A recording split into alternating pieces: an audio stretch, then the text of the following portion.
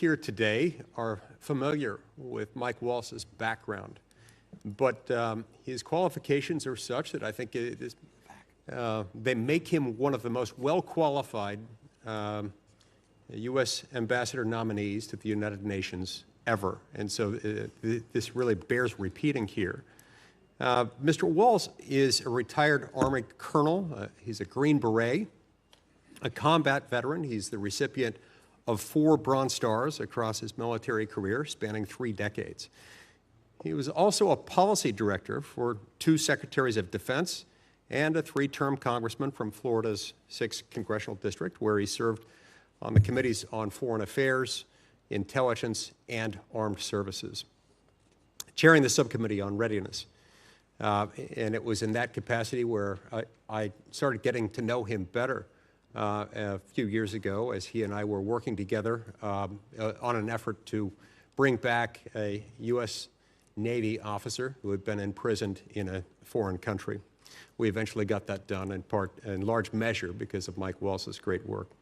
Beyond those committee assignments, Waltz served on the China Task Force that produced over 400 recommendations for managing that delicate relationship between the United States and China. Waltz also helped to unleash the President's America First Peace Through Strength foreign policy agenda that included a truce in the Middle East and delicate negotiations pertaining to the ongoing conflict in Ukraine. He's a seasoned policy mind and a skilled negotiator with a track record of diligently pursuing American interests, unapologetically and with the appropriate amount of caution and attention to detail that those things deserve. That is exactly the type of policy leadership that's badly needed at the United Nations at this moment in history. The U.S. right now, frankly, has some legitimate concerns about the UN. And to be perfectly frank, the UN is, in many respects, a disaster and a detriment to U.S. interests, where the U.S. is shouldering the financial burden of an international body only to be on the losing side of so many votes and so many policy decisions that are made at the UN. And this cannot continue. The President is absolutely correct in his decision to pause our contributions, to review U.S. participation within the bloated system, and to trust Mike Waltz with righting the ship from the inside. With Waltz at the helm, the UN will have what I regard as what could and should be its last chance to demonstrate its actual value to the United States. Instead of progressive political virtue signaling, the Security Council has the chance to prove its value in settling disputes and brokering deals. We can overhaul bloated and unaccountable peacekeeping missions where we can work to counter Chinese influence in standard-setting bodies, and we can end UN sponsorship of terrorism and anti-Semitism, standing by our allies, including Israel. Above all, the U.S. must ensure that every foreign aid dollar and every contribution to an international organization, particularly the UN, draws a straight and direct line to a compelling U.S. national interest, one that puts America first, not last. I have every confidence that Mike Waltz is exactly the right person who will faithfully apply this standard to the UN Byzantine labyrinth and carefully scrutinize our position in the financing of UN bodies, particularly those that have proven adverse to our interests. Waltz is tested, he's capable, and he's ready, willing, and able to tackle this daunting challenge at the United Nations. We need him at the UN. We need him there now, and I think he's the perfect man for this very position. I look forward to his swift confirmation. He has my unqualified and wholehearted support. Thank you, Mr. Chairman. Thank you, Senator Lee, for those wise comments. Senator Scott, for the good of the order. Thank you, Mr. Chairman. It's an honor to introduce my friend, President Trump's pick for U.S. Ambassador to the United Nations, Mike Waltz. I want to recognize his family. Thank you guys for being here. You must be very proud of what Mike has accomplished, and I'm glad you're here to support him. I've had the privilege of knowing and working with Mike for many years. He was elected to the House, and I was elected to the Senate the same year. And it was great to work alongside him with a lot of issues that Florida families dealt with. He was always a tireless advocate for freedom, and democracy, and he understands the dangers that come from appeasing dictators. We work to ensure the likes of Nicolas Maduro and Putin could not benefit from hardworking Americans' taxpayer dollars. I know that as Ambassador of the United Nations, he will bring that same commitment and love of liberty to represent the United States in advocating for the very America First principles the American people elected Donald Trump to champion. He's a patriot from his time in uniform on the battlefield as a Green Beret to his time defending American ideals in Congress. He has proven his love, his dedication, and his willingness to sacrifice for our country. He has shown a willingness to make hard decisions, support his colleagues, and do what is right. He is a man of integrity, grit, and principle. He will exceed expectations in this role. As Senator Lee has said, we've got a lot of issues with the United Nations, and I know Mike Waltz will do the right thing. So he has my support, together with President Trump and Secretary Rubio. I'm confident that he's going to do an outstanding job representing America's interests at the United Nations. I urge my colleagues to advance his nomination quickly. Thank you, Mr. Chairman. Good luck. Thank you very much, Senator. Appreciate those remarks. Now, Senator McCormick is going to introduce Christine Toretti. However, he's traveling with the president in his home state and has asked me to read the introduction. I'm honored to do that. And so on behalf of Senator McCormick, quote, "Committee colleagues, I'm sorry I cannot be with you in person for today as I welcome President Trump to Pittsburgh. But I'm grateful to the chairman for allowing a statement of appreciation and support for my friend Christine Toretti, the nominee to be ambassador of the United States to the Kingdom of Sweden. A pioneer in many walks of life, I first met Christine when my father was the chancellor of the Pennsylvania State System of Higher Education, and she was a trustee, and she has been a dear friend ever since. As a businesswoman, she's the former chairman and CEO of the S.W. Jack Drilling Company, the largest privately held land-based drilling company in the United States. She serves as vice chairman of S&T Bank Corp. And is a former director of the Pittsburgh Federal Reserve Bank. As a passionate philanthropist, Christine has served on many nonprofit boards, including the International Medical Corps, the Andy Warhol Museum, the Gettysburg Foundation, and has dedicated energy to training programs designed to educate, empower, and advance women. Christine is also an extraordinary force in politics, supporting candidates and party organizations at the local, state, and national levels. She serves as the National Committee Woman of Pennsylvania to the Republican National Committee and was previously the co-chair of the RNC Finance Committee. She was one of the people I consulted first and relied on the most when I ran for the Senate. Finally, and most importantly, she is the mother to 3 sons, Joe, Max, and Matthew, who are the prime motivators for her drive to serve and provide a better future for America. Her astute business acumen, selflessness, and political leadership make her an ideal nominee to lead in this important post, and I'm certain she will honorably represent President Trump and the United States as our next ambassador in Stockholm. I encourage my colleagues to vote to confirm the extraordinary Pennsylvanian and American. Very good remarks. Christine, welcome. Glad to have you here.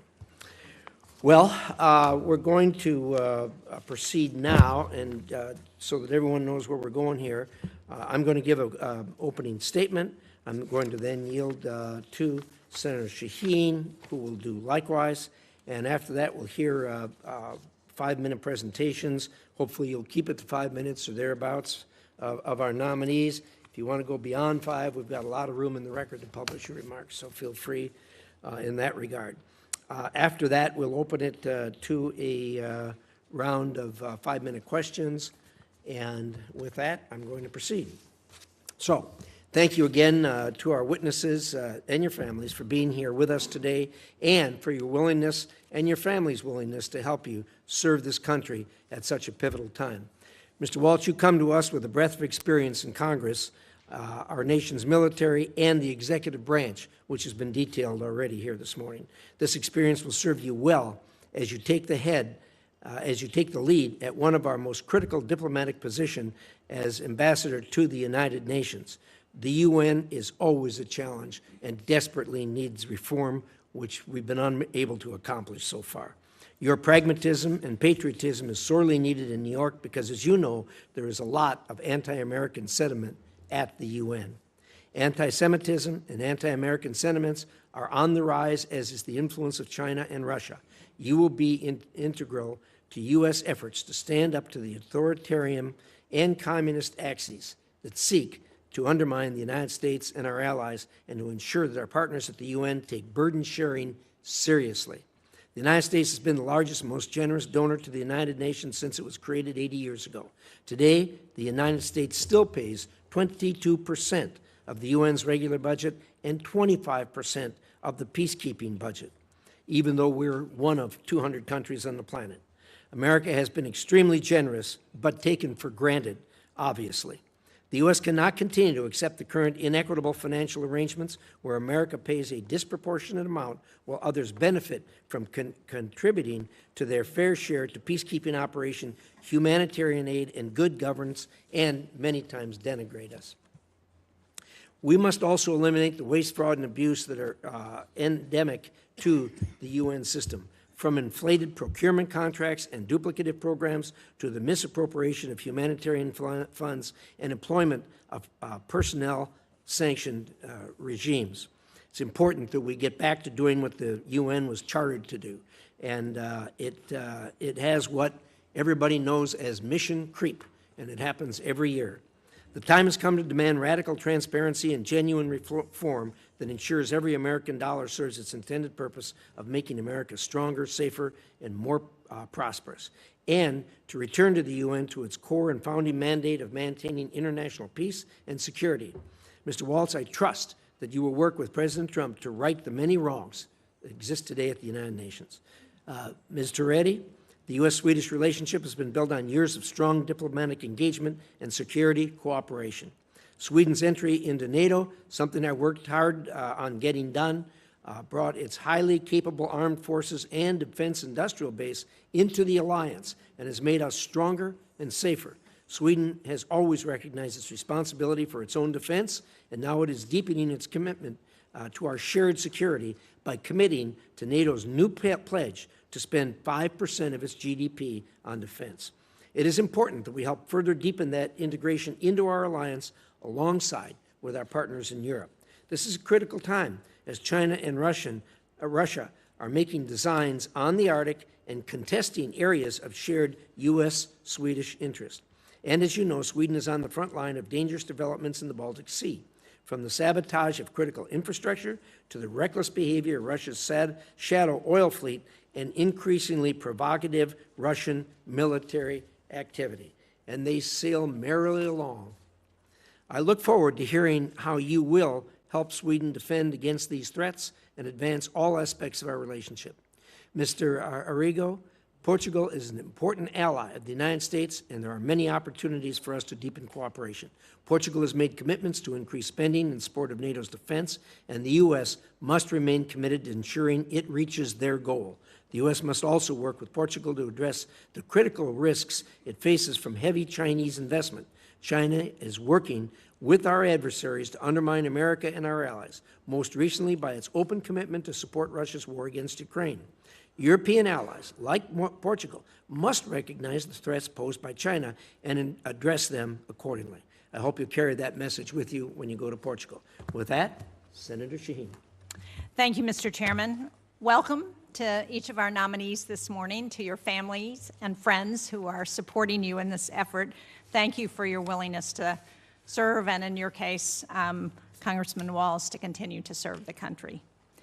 Yesterday, the Senate Foreign Relations Committee minority released this report on China's growing influence at the expense of the United States. This report makes clear that this competition is one of our central geostrategic challenges.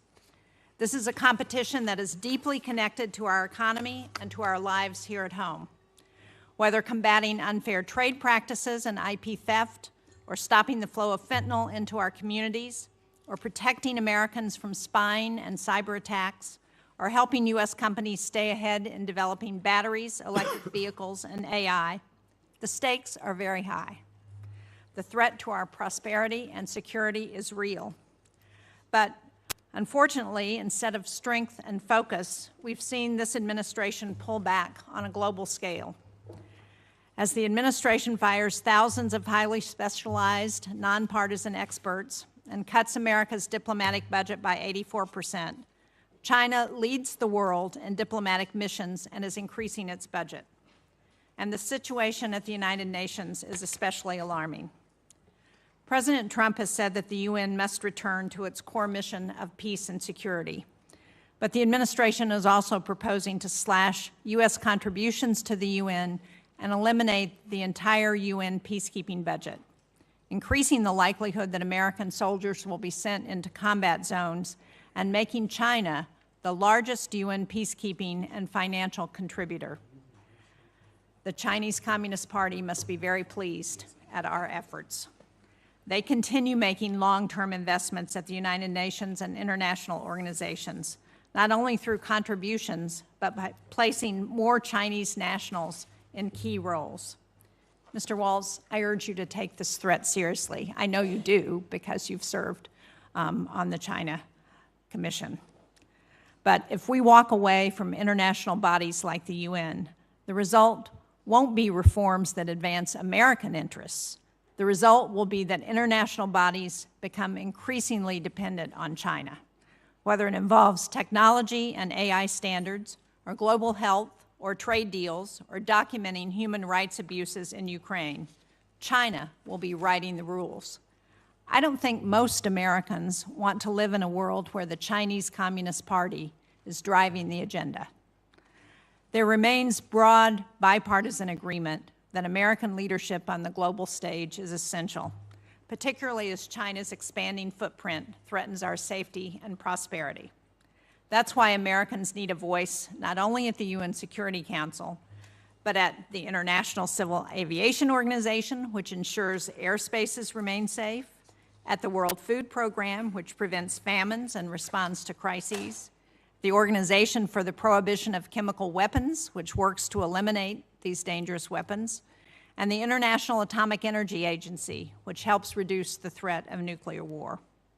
Put simply, we cannot shape these organizations or even push for the reforms that we want unless we're at the table. Mr. Waltz, if confirmed, I hope you will work with this committee to preserve America's ability to lead, to compete, and to shape the future on America's own terms. Mr. Arrigo and Ms. Toretti, because the UN ambassador post has traditionally held cabinet-level status, my remarks have focused on that role. But I also look forward to hearing from each of you how you would advance America's interest in Europe through the posts in Portugal and Sweden. Thank you all. Thank you, Senator Shaheen. We'll now hear from the nominees, and we'll start with Mr. Arrigo.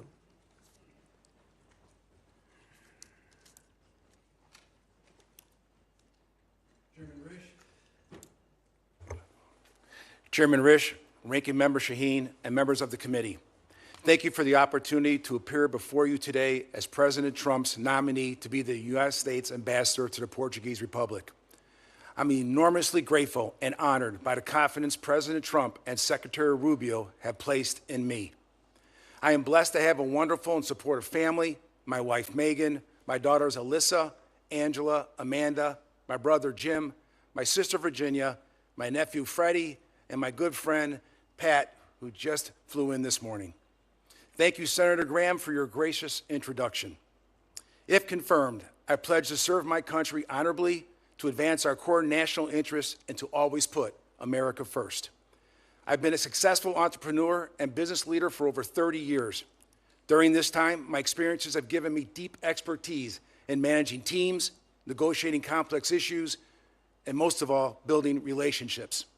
I'm confident that my professional experience and business acumen delivered over 3 decades will enable me to represent and advance U.S. interests effectively and carry out the mission President Trump has entrusted to me.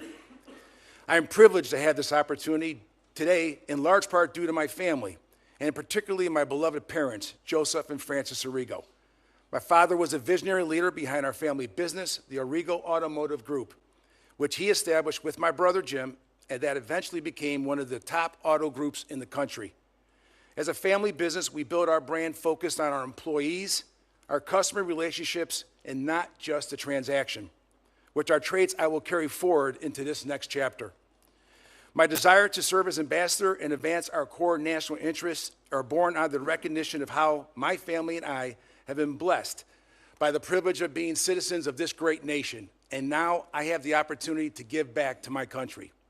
If confirmed, I will use all the expertise I have developed to cultivate our relationship with Portugal and to make our nation stronger, safer, and more prosperous. Portugal is a founding member of NATO and the second country to recognize American independence. Nearly 1.5 million Portuguese Americans live in the United States, helping to generate a strong and vocal pro-American sentiment in Portugal and fostering close bonds of friendship.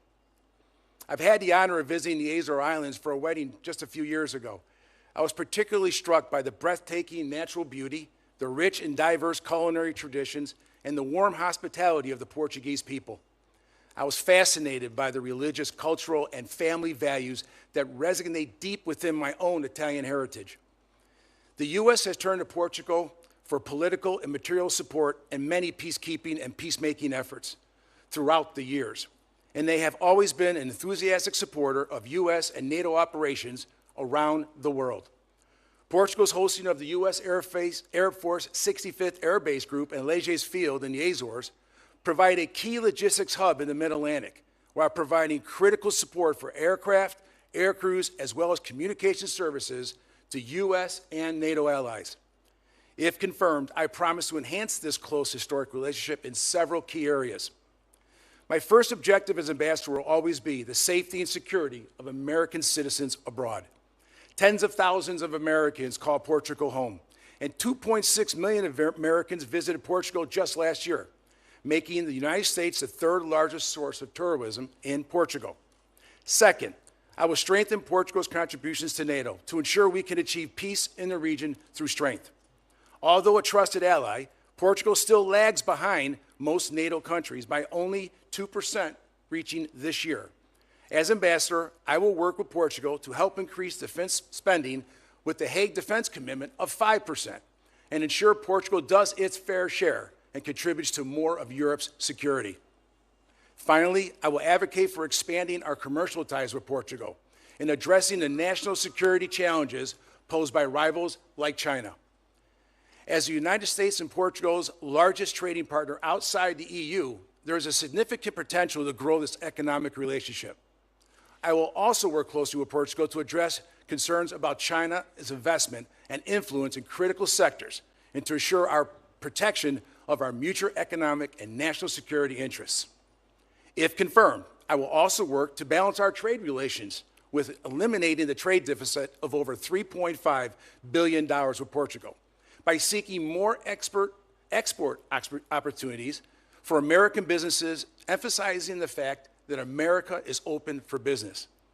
Mr. Chairman, distinguished members of the committee, thank you for the opportunity to testify here today. I look forward to answering your questions and, if confirmed, working closely with all of you to strengthen our relationship with Portugal and advance our core national interests. Thank you.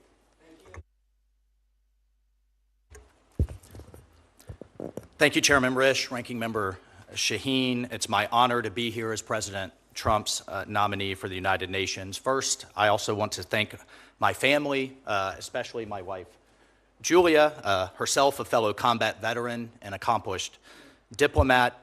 And if confirmed, you will definitely get double the bang for the taxpayer's buck. I have my mother, Brenda, here, who has always been my rock and who bootstrapped her way through life. My daughter, Anderson, a rising senior at UC Boulder.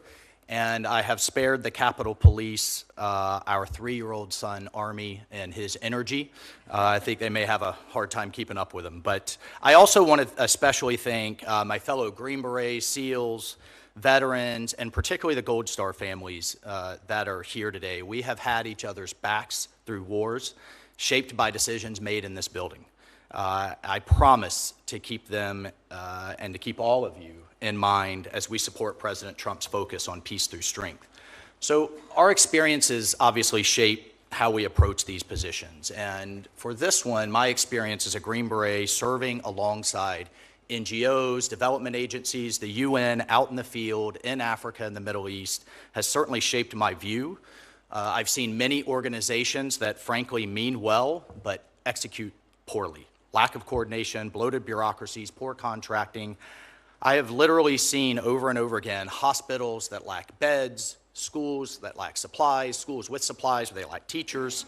And by the time the aid filters through layers of subcontractors, only pennies reach those in need. As a former congressman, I bring the perspective of representing hardworking Americans, welders, nurses, teachers, small business owners. And if we were at a town hall looking at them, could we answer their questions on whether their money was being well spent? Many of them, frankly, in my former district would ask, should we be in the UN at all? Here's how I'd answer the question. I'd answer number one, with the UN's need for reform, but also its potential. We should have one place in the world where everyone can talk, where China, Russia, Europe, the developing world can come together and resolve conflicts. But after 80 years, it's drifted from its core mission of peacemaking. We must return to the UN's charter and first principles. Peacekeeping certainly has an important role, but also needs reform. The U.S. funds 25% of these efforts, yet we have missions in Africa. I've talked to a number of you about this during our visits. They cost billions, tens of thousands of soldiers. We've had two that have been around since the 1940s with no mandate renewal and no end in sight. We must press the Security Council on length, cost, clear end states, and focusing on peacekeeping, not nation building. Countering China, absolutely, Senator Shaheen, is critical. It's absurd that the world's second largest economy is treated as a developing nation in most UN agencies that gives China favorable status. China pursues its personnel or pushes its personnel into roles at all levels, including bodies that set international standards, aviation, telecommunications, IP. U.S. leadership is essential there. America must have a strong voice, and if confirmed, I'll work with Secretary Rubio to challenge this influence. We must also challenge pervasive anti-Semitism. From 2015 to 2023, the General Assembly passed 154 resolutions against Israel versus 71 against all other nations combined. UNRWA in Gaza, with its staff involved in the October 7th massacre, its schools teaching anti-Semitic hate, must be dismantled. The reappointment of Special Rapporteur Francesca Albanese, with her calls to boycott American companies doing business with Israel, highlights this bias. President Trump's executive order, Chairman Risch, your Stand With Israel Act require withholding funds from such bodies. And I fully support Representative Elise Stefanik's proposal for an Abraham Accords caucus within the UN. Regarding budget, the UN's overall revenue has quadrupled in the last 20 years, yet I would argue we have not seen a quadrupling of world peace. It has not been commensurate. The U.S. pays more than 183 countries combined.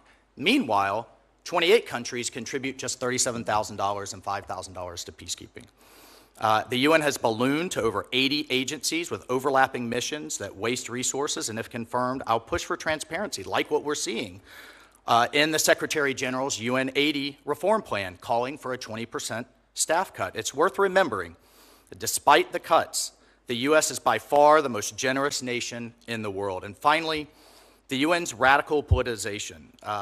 Such reports as, quote, stolen Native American land, reports and investigations, quote, called the George Floyd mechanism, labeling American police in America as systemically racist, with input from countries like Cuba and Venezuela, it's unacceptable. Mr. Chairman, Ronald Reagan once said the UN can, quote, solve problems or spread discord. He said the choice is ours.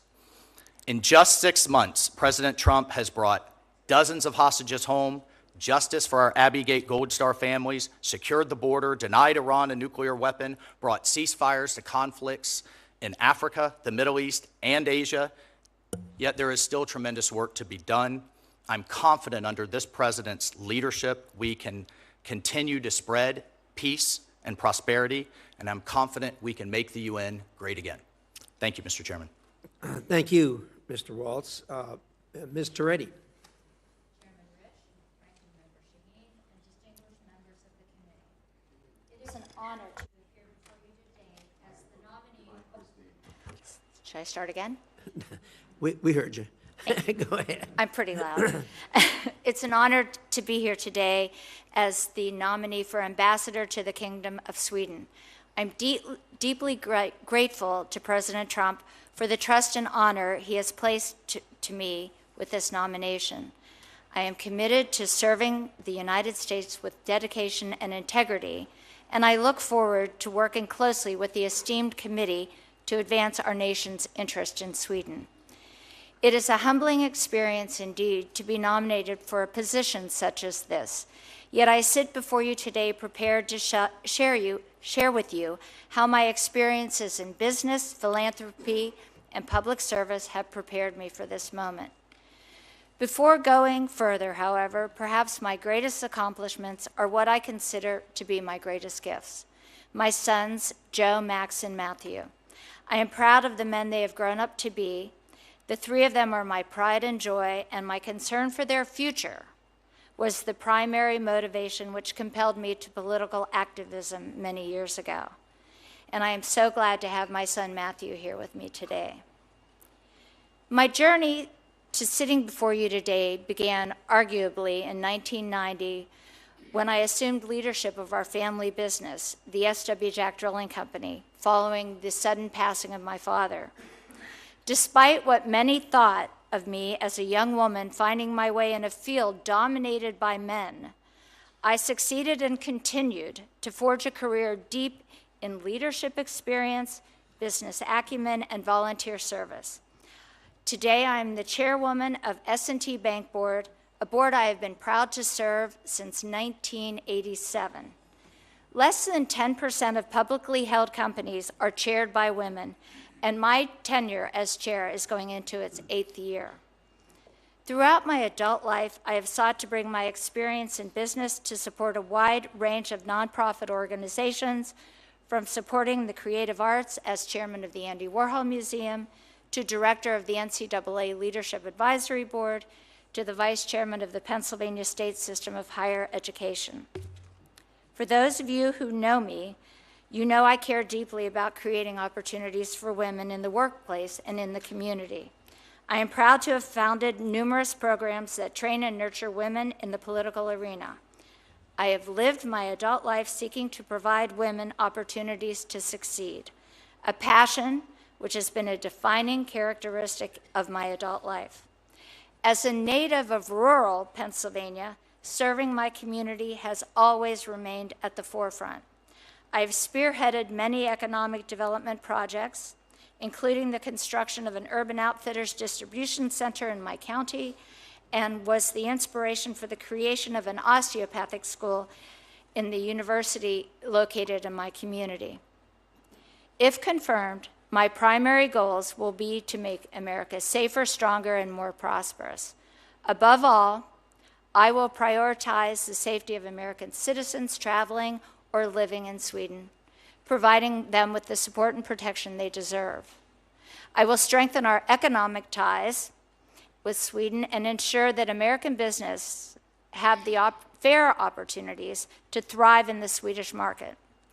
I will cooperate with Sweden to tackle global challenges, drawing on our respective strengths to address multifaceted threats posed by China, Iran, and others.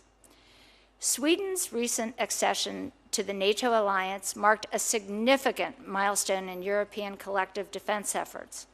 Sweden brings a wealth of defense capabilities to the table, including a robust defense industrial base that is renowned for its innovation and technological advancements.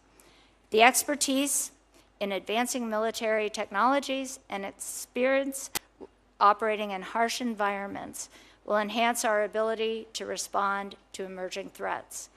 If confirmed, I will work closely with our Swedish counterparts to ensure that our defense cooperation grows even stronger. Economic priorities will also be at the forefront of my agenda, and if confirmed, I will seek to close the trade deficit between our two nations and deliver President Trump's America First foreign policy. By promoting American exports and encouraging Swedish investment in the United States, I will encourage collaboration between America and Swedish businesses, researchers, and entrepreneurs, ensuring that both of our nations benefit from the advancements in cutting-edge fields.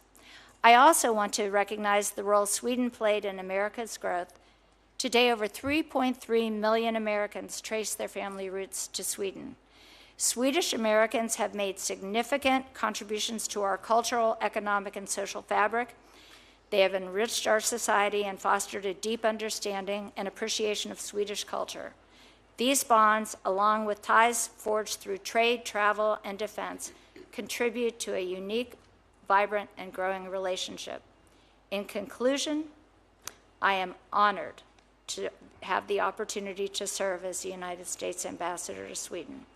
If confirmed, I am committed to advancing our nation's interests, strengthening our bilateral relationship, and serving the American people. Thank you for your time and consideration, and I welcome your questions. Thank you very much. Appreciate that. We'll now do a round of 5-minute questions. I'm going to start with myself. Mr. Waltz, thank you for those remarks. Really impressive. Clearly, you have a good handle on what you're facing up at the UN, undoubtedly as a result of your service in the House and head of NSC. But I think you laid this thing out absolutely black and white. It's amazing to me that the American people get this a lot better than the members of Congress do, it seems like to me. We've had some towns in Idaho that for many years had a sign outside that said Kiwanis meets at such and such a time, and this group meets at such and such a time, UN-free zone. And they got it. There isn't a lot going on right now that is helpful to us. I met with Secretary Guterres, comes in all the time to check the box, I guess, and I go over with him, and he gets pretty disgusted with me when I say, "What are you doing?" And he ticks off, "Oh, we're passing out food here." "Yeah, that's our money." "What else you doing?" "Well, we're keeping peace." "Well, yeah, that's our money."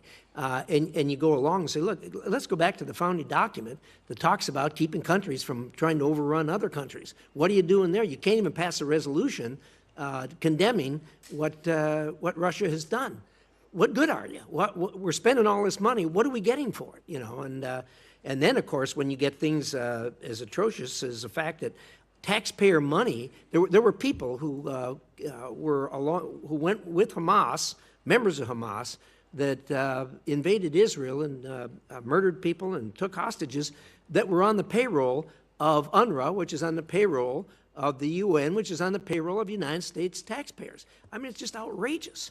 You got a heavy lift there, and of course, we all know what China's doing with their penetration. Your thoughts? Well, thank you, Mr. Chairman. I appreciate that. I share your concerns. The President, Secretary Rubio share your concerns, and these are the concerns of our constituents.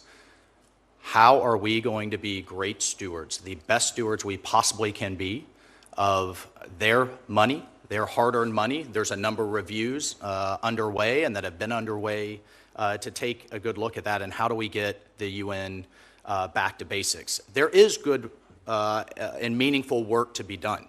And I would be honored, if confirmed, to go represent the United States there.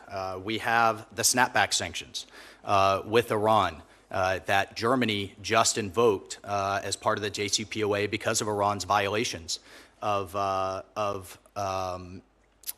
its obligations under the Nuclear Proliferation Treaty. Of course, we have the bold opening that the President announced in his trip to the Middle East and led in the opportunity in Syria that we have to watch very closely, but we have a number of sanctions that we need to lift there in order to realize those opportunities that many in the region are looking forward to engaging on. And I have to tell you, person after person, official after official said, can we get some leadership up there to roll those sanctions back that the President has now done under his executive order so that we can prevent Syria from devolving back into chaos. Of course, we have a number of peacekeeping missions that all too often these mandate renewals, which typically happen every year, I mentioned two that are just open-ended that have never happened. Those are opportunities to get better results, frankly, and to question those things that I laid out. How long, how much, what are we going to accomplish? And then, of course, we have the General Assembly, the world leaders assembling this September. So if confirmed, there is a lot of work to be done. I do think there's some goodness to be done, but it must come on the back of major reform. And I've sat in many House hearings where we've talked about reform, we don't see it implemented. I think under this president's leadership and under this secretary's leadership, it's time to get to work. Good thoughts. I have, well, Mr. Rigo, I'll take a quick run at you. You know, people in America seem to have a pretty good view of Portugal. We've had good relationship with them. They appear to be a good friend. They got a couple of soft spots, obviously. Number one, China's got the deepest penetration of Portugal than any country in Europe. And the second thing is they can't even get to the 2%, let alone the 5% that we're demanding now. You're going to have to get them there and hopefully bring them to their senses in dealing with China. Your thoughts? Thank you very much for that very important question, and you are exactly right. They have been, over decades, they've been down at the bottom, 25 out of 32 that or lower in defense spending.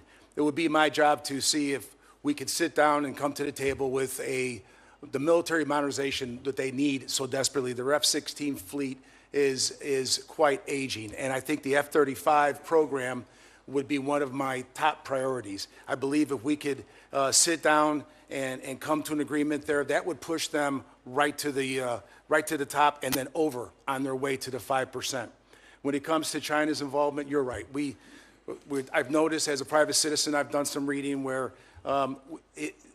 is it right to have some of the largest companies in China be owning some of the energy companies in Portugal? Is it right to have construction companies owning some of the largest, CCP companies owning some of the largest construction companies in Portugal?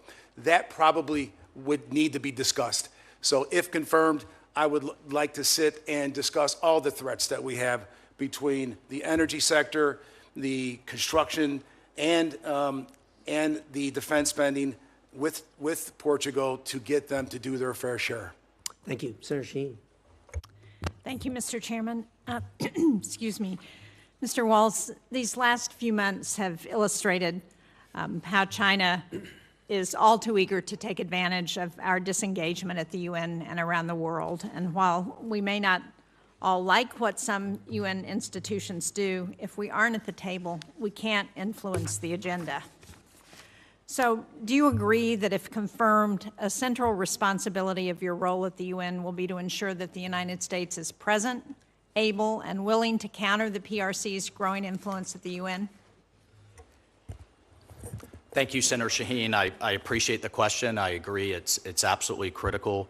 And if confirmed, yes, I agree. I will take just a second to point out, under the first Trump administration, under the 2018 National Security Strategy, he really led the pivot, which I think pivoted the entire national security apparatus in Washington, D.C., away from the Middle East, away from counterterrorism, not as a zero sum, but to focus on the near-peer threat that China absolutely is. And then just in this administration, Secretary Rubio's first trip was down to Panama to address what we've all heard, hearing after hearing, an encroachment on the Panama Canal, a strategic waterway. Panama is now the first Latin American country in decades to back away from the Belt and Road Initiative.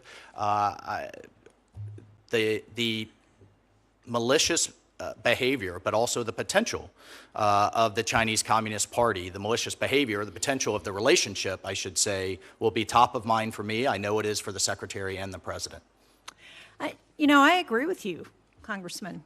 That's why I find it so puzzling that there's been no coherent strategy for how to address China within this administration. There's no consistent messaging. If you look at where China is moving in, where the United States has moved out, within days of our shutting down of USAID and foreign assistance programs, China was already labeling the United States as an unreliable partner. Within months, China has moved in to so many of those foreign assistance programs that have been shut down, that had been operating for years to provide a role for the United States in so much of the world. And we have packed up our bags and gone home, and China's there. They're on the ground. And if you read the report, you will see instance after instance that questions why what we're doing makes us stronger against China and allows us to compete. So let me let me ask another question about the UN, because this administration has outlined a host of cuts to UN and its sub-agencies. It makes no secret of its disdain for multilateral institutions, but I haven't seen a plan from the administration on how it intends to push back against the PRC's influence. So can you describe how you think we should be doing that? Thank you, Senator Shaheen. And just a few points to address there. Number one, I look forward to reading the report and to working with you, the committee, and the team on that. I have to tell you, though, in my experience, even in the last 6 months, but even more broadly, I've seen partners in the Middle East that were heading into the PRC's orbit make it very clear that they want to work with the United States, particularly since the election of President Trump. I think the peace agreement between the DRC and Rwanda that we just saw in the Oval Office. China has had all kinds of activities across Africa, but they've also heavily polluted, bring in their own labor, often engage in certain types of corruption. As we have a race for national resources to power the economies of the future, I think that was an incredible moment. And from the president's perspective, I feel confident in saying that he sees the power of our markets, he sees the power of our economy, he sees AI and energy and other things that we need to unleash in the future. First and foremost, of course, we have to have a strong and capable military, but truly where he's seeking to win this competition, and we will win it, is through those economic endeavors. And I'll also say, to answer your question more directly with the UN, we've actually seen leadership of major agencies by the PRC go down.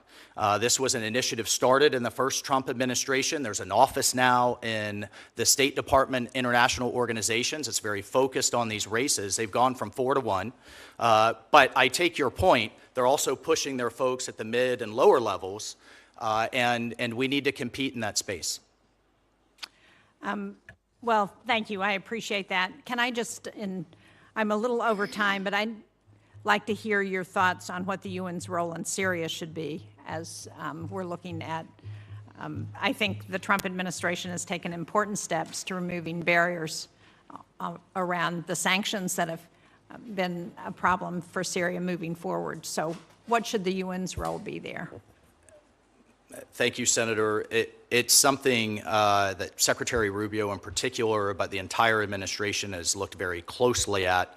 I mean, since we had the fall of the Assad regime during the transition, I actually think it was a bit of a good news bipartisan story on how everyone worked together to make what has been a bold step in the president lifting sanctions. So to answer your question directly, first and foremost, if confirmed, is to work with our allies and partners. We have literally years and layers of sanctions that were intended for the Assad regime, counter-Iranian influence, and as the Saudis, the Emiratis, our Gulf Arab allies, the Turks in particular, under now the leadership of Ambassador Tom Barrack, I think there's tremendous opportunity there, but we have a moment. It almost reminds me of kind of the post-Libya phase, where we have a moment that we can seize, or if Syria devolves into chaos, I think it could pull the region with it. But right now, it's a moment of opportunity, and I hope to complement both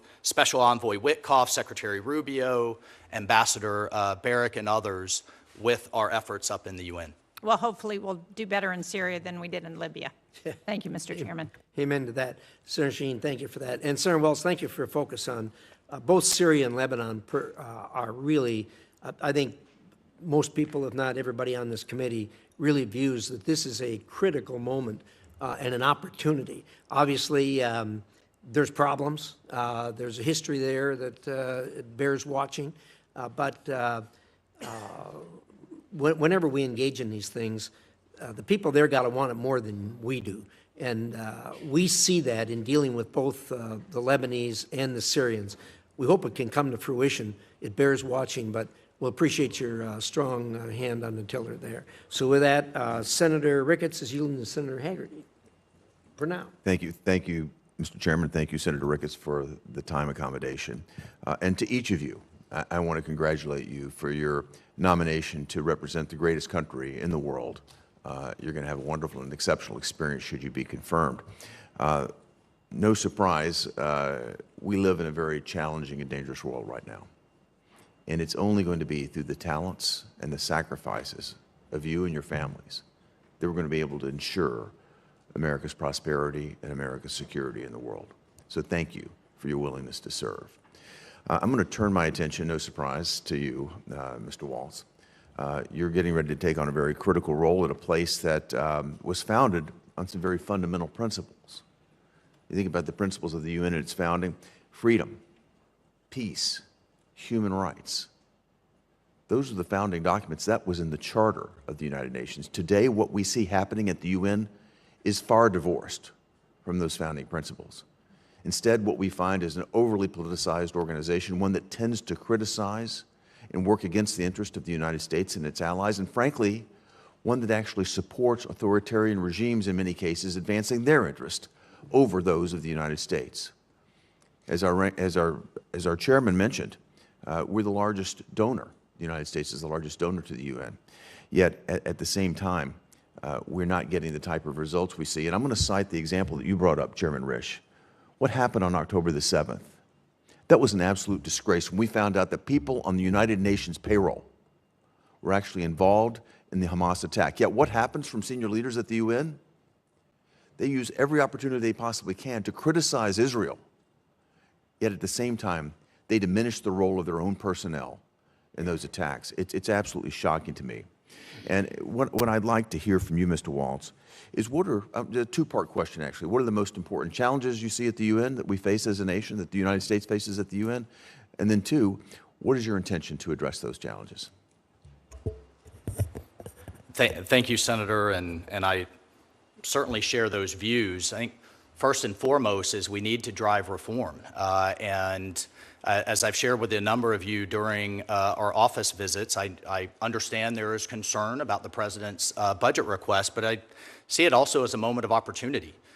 If you look at when reform has actually happened, not talked about, not the rhetoric, it is when the United States has said, you know what, we need to actually see things before the U.S. taxpayer continues to write checks. We saw it in the late 1990s with led by Senator Jesse Helms that turned into the Helms-Biden legislation. We saw it in the early 90s, and that resulted in at least something approximating an inspector general, although I think we still need a heck of a lot more reform in that regard. So we need those reforms to continue forward. I do not think Secretary General Gutierrez would have his UN 80 plan already on the table if he didn't take President Trump very seriously and Secretary Rubio very seriously. And you know, if we're looking at cutting 20% of their staff, Senator, there's over 20,000 staff just in the Secretariat. And these are in pretty expensive places like Geneva, Vienna, Rome, New York. They need to be closer to the field, and I think they need to be a lot more efficient. And I mentioned the things that are pending in terms of Syria, Lebanon, Iran, and what have you, and certainly our counter-China efforts. Those will all be top of mind. Well, I appreciate your focus on what is obviously a bloated organization, one that's missing the mark at every turn and frankly has been misguided in so many directions. I'd like to pick up on a particular point that the ranking member raised, and that has to do with China and its malign influence there at the United Nations. What I've seen China do is essentially weaponize the UN in certain instances to be able to advance their own ambitions, to be able to do this, frankly, at the expense of United States interests. And again, I'd like to hear what your thoughts are in terms of what you might do to specifically address China's malign influence and make certain that the United States interests are held in priority. Thank you, Senator. Absolutely. I think first and foremost, as I mentioned in my opening remarks, the favoritism that the second largest economy and our competitor receives by being treated as a developing country, one, it aligns with the G77, which is a collection of countries, many of whom actually are top recipients of U.S. aid, except their voting coincidence rate with us is at the bottom. Two, for example, the World Bank classifies China as an upper middle country for the past 15 years. They continue to make concessionary loans to China funded by the U.S. taxpayer. That's one of a number of examples. They're pursuing an AI agenda. I don't know. I mean, we always have to keep our sovereignty in mind. I think that's a place where we can engage, and we certainly need to block and tackle in these forums. Well, we look forward to working with you, and I want to thank Senator Ricketts for allowing me to move forward in time. Thank you, Mr. Chairman. Thank you, Senator Hagerty. Senator Merkley. Well, thank you very much, Mr. Chair, and it's a pleasure to have you all here. And certainly, the United Nations is a chance to be surrounded by diplomats from other nations to enhance the conversation about challenging world circumstances. So it's a critical part of our foreign policy efforts. I wanted to mention a couple different issues. One is that Secretary Rubio, as a senator, worked together with me on the Uyghur Forced Labor Prevention Act. It has been effective unlike no other measure in the world because of a rebuttable presumption that goods made from certain parts of China are in fact made of slave labor. So we've rejected many, many products. The challenge of this is that they're simply re-exported to other nations, particularly to Canada, if they're coming in on the west coast of the United States. Would you see the possibility of working with other nations to pursue a similar structure so that this effort to end the acceptability of products made with slave labor in China is thwarted on a much broader basis? Thank you for the question, Senator, and I think it's an incredibly difficult, in many ways, heartbreaking issue. A few years ago was a report coming out of a think tank in Australia that highlighted 80 international brands, many of whom are common brands that we use and purchase today, that were using slave labor from Western China. In fact, in one of our efforts, I highlighted the world's largest solar panel factory in Western China that was actually being subsidized by the U.S. taxpayer, was being subsidized in the Inflation Reduction Act. But if you followed the power lines to the factory, it was actually being powered by Russian coal in 12 coal-fired power plants producing solar panels funded or staffed with slave labor. So it's something I absolutely would look to work with you. Thank you. That's what I was looking for. I have several questions, so I wanted you were working towards a yes with great background. Thank you. Second of all, Taiwan is an area I've had a lot of concern and have been engaged in as the Democratic lead on the China Commission. We've held a lot of hearings on it. China has blocked their participation in many international organizations, including various agencies within the UN. Do you see some opportunity to press for Taiwan to have greater representation and voice on some of those UN bodies?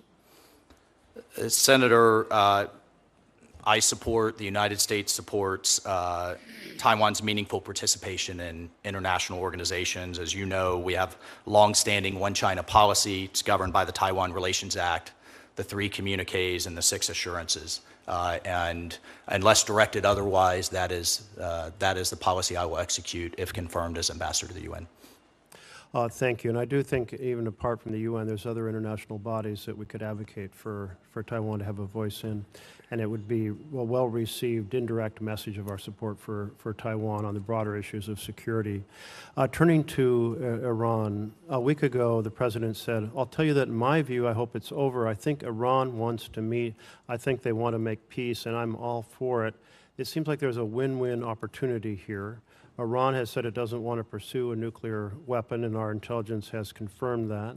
In the past, they've accepted very steep limits on enrichment, just at 3.67%, well below the 90%. And there's a deep weariness over the very stagnant economy in Iran that really has not served the aspirations of the Iranian people. So there is a framework and a possibility for an enduring peace in which Iran is nuclear weapon free. We guarantee that there's no plutonium path, uranium path, or surreptitious path, covert path, that they stop supporting militias through the arc that extends clear to Syria and Lebanon, and that there's a more prosperous economy so the Iranian people return to being kind of full members of the international community. You mentioned that Germany, but also United Kingdom and France have all said they're going to snap back on JCPOA. Can you use, will you work to utilize your role at the United Nations to find this win-win solution to the situation with Iran? Thank you, Senator. And when I, just to clarify, when I mentioned Germany, my understanding is Germany is actually, as part of the E3, has actually triggered the mechanism. As you know, there is a multi-week cure period and then another 30-day period before the snapback provisions expire on October 18th. So if confirmed, yes, I would fully engage in that process and have been working with our allies, as has Special Envoy Witkoff and Secretary Rubio. To Iran, I mean, first and foremost, I think we need to recognize and thank our amazing B-2 pilots, everything and everyone that worked with them, from maintainers, refuelers, to the intelligence community, to make sure Iran can never have a nuclear weapon, which the president has been clear on his goal for quite some time. In terms of negotiations, the president has made it very clear that he hopes for a better future for the Iranian people. I think we all do.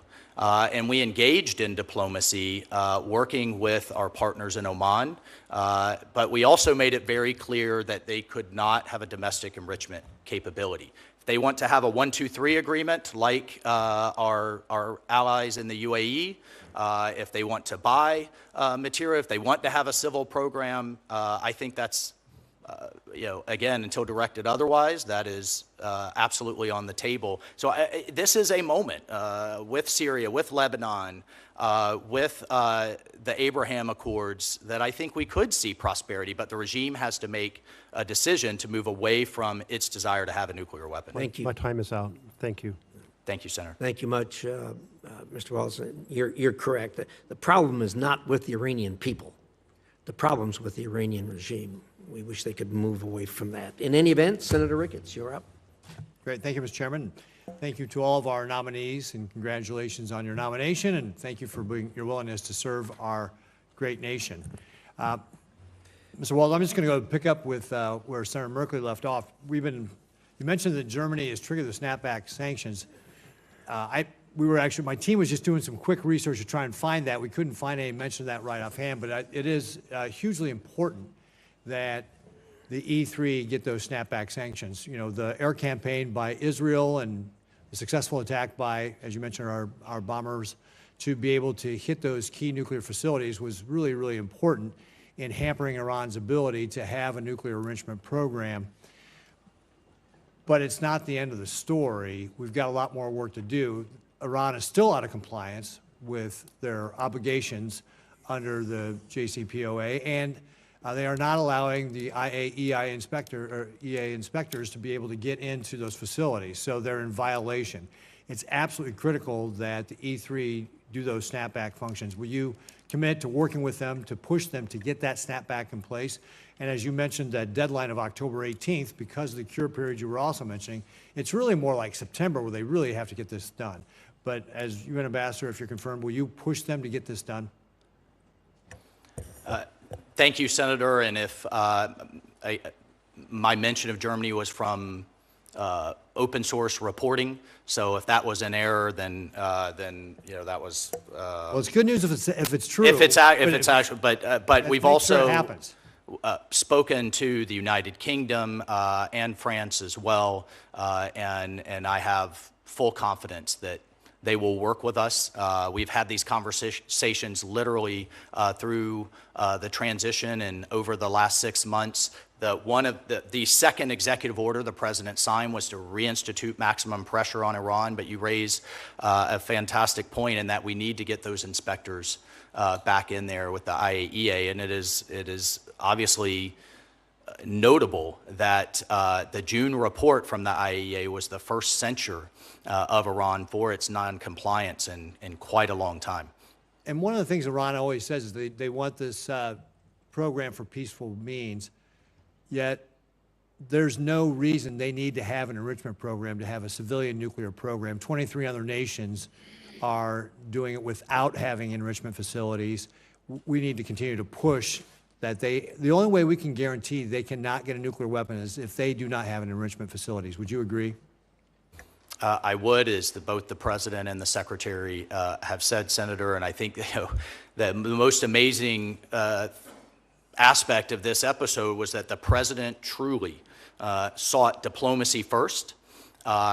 He took bold and decisive action along with our ally Israel, and then immediately returned the situation right back to a ceasefire to again engage in diplomacy. So when President Trump says he puts diplomacy first, I've seen it firsthand, and I would be honored if confirmed to continue to participate in it.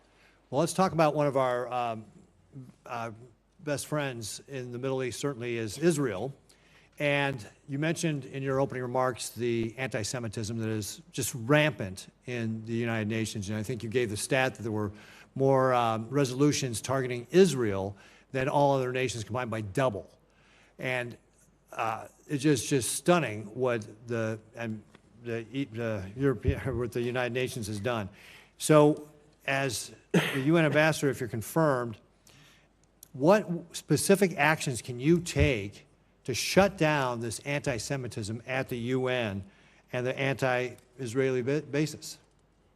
What's going on? Well, thank you, Senator. And it is pervasive. I could probably spend the rest of this hearing, sadly, highlighting the anti-Semitic activities, one aspect of which is known as Article 7 in the Human Rights Council, that Israel is the only nation with a standing mandate to highlight its, quote, human rights abuses every single meeting, and it's been going on for decades. I mentioned the number of resolutions just this year. We're on track for that same type of disparity in 2025.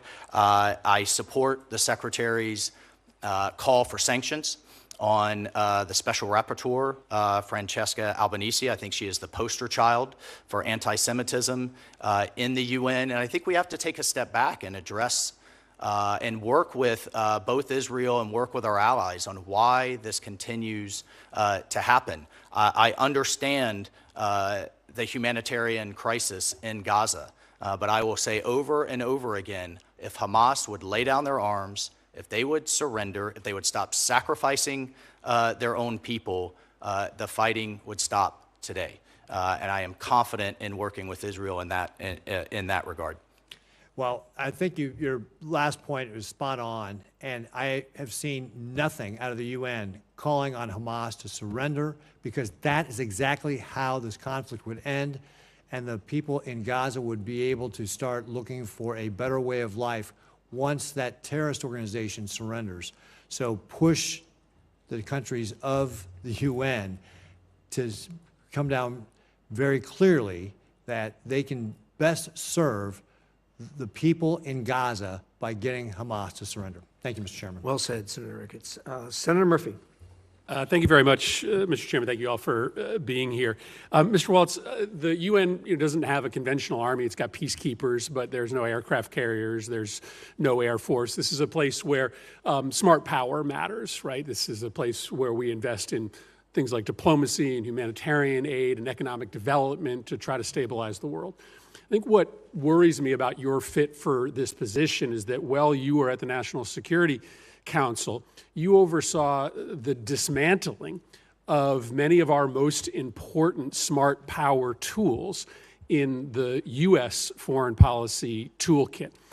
A lot of conversation has happened on this committee about what has happened to USAID, our ability to influence the world through economic development and humanitarian assistance, but not as much conversation has happened about the attempted destruction, I think led by an NSC process, of our information and media operations around the world. This administration, while you were at the NSC, essentially shut down USAGM, which is the umbrella agency for our global media operations, fired 92% of the staff, announced plans to shut down Radio Free Europe and Voice of America, that they're only open today because of court orders. The administration does not support the Global Engagement Center, which is also now shut down, which is the State Department's ability to try to work with partners around the world to counter Chinese propaganda and Russian propaganda. I mean, listen, we were already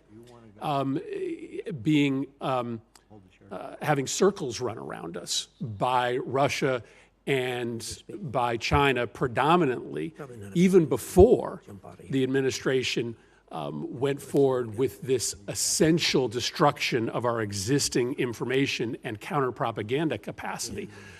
So maybe just share with me, while you were National Security Advisor, why did you believe that it advanced U.S. national security interests to shut down our most important agencies that try to win the information war, which is a war that, whether we like it or not, exists in this world, and we're not fighting it today while our adversaries are?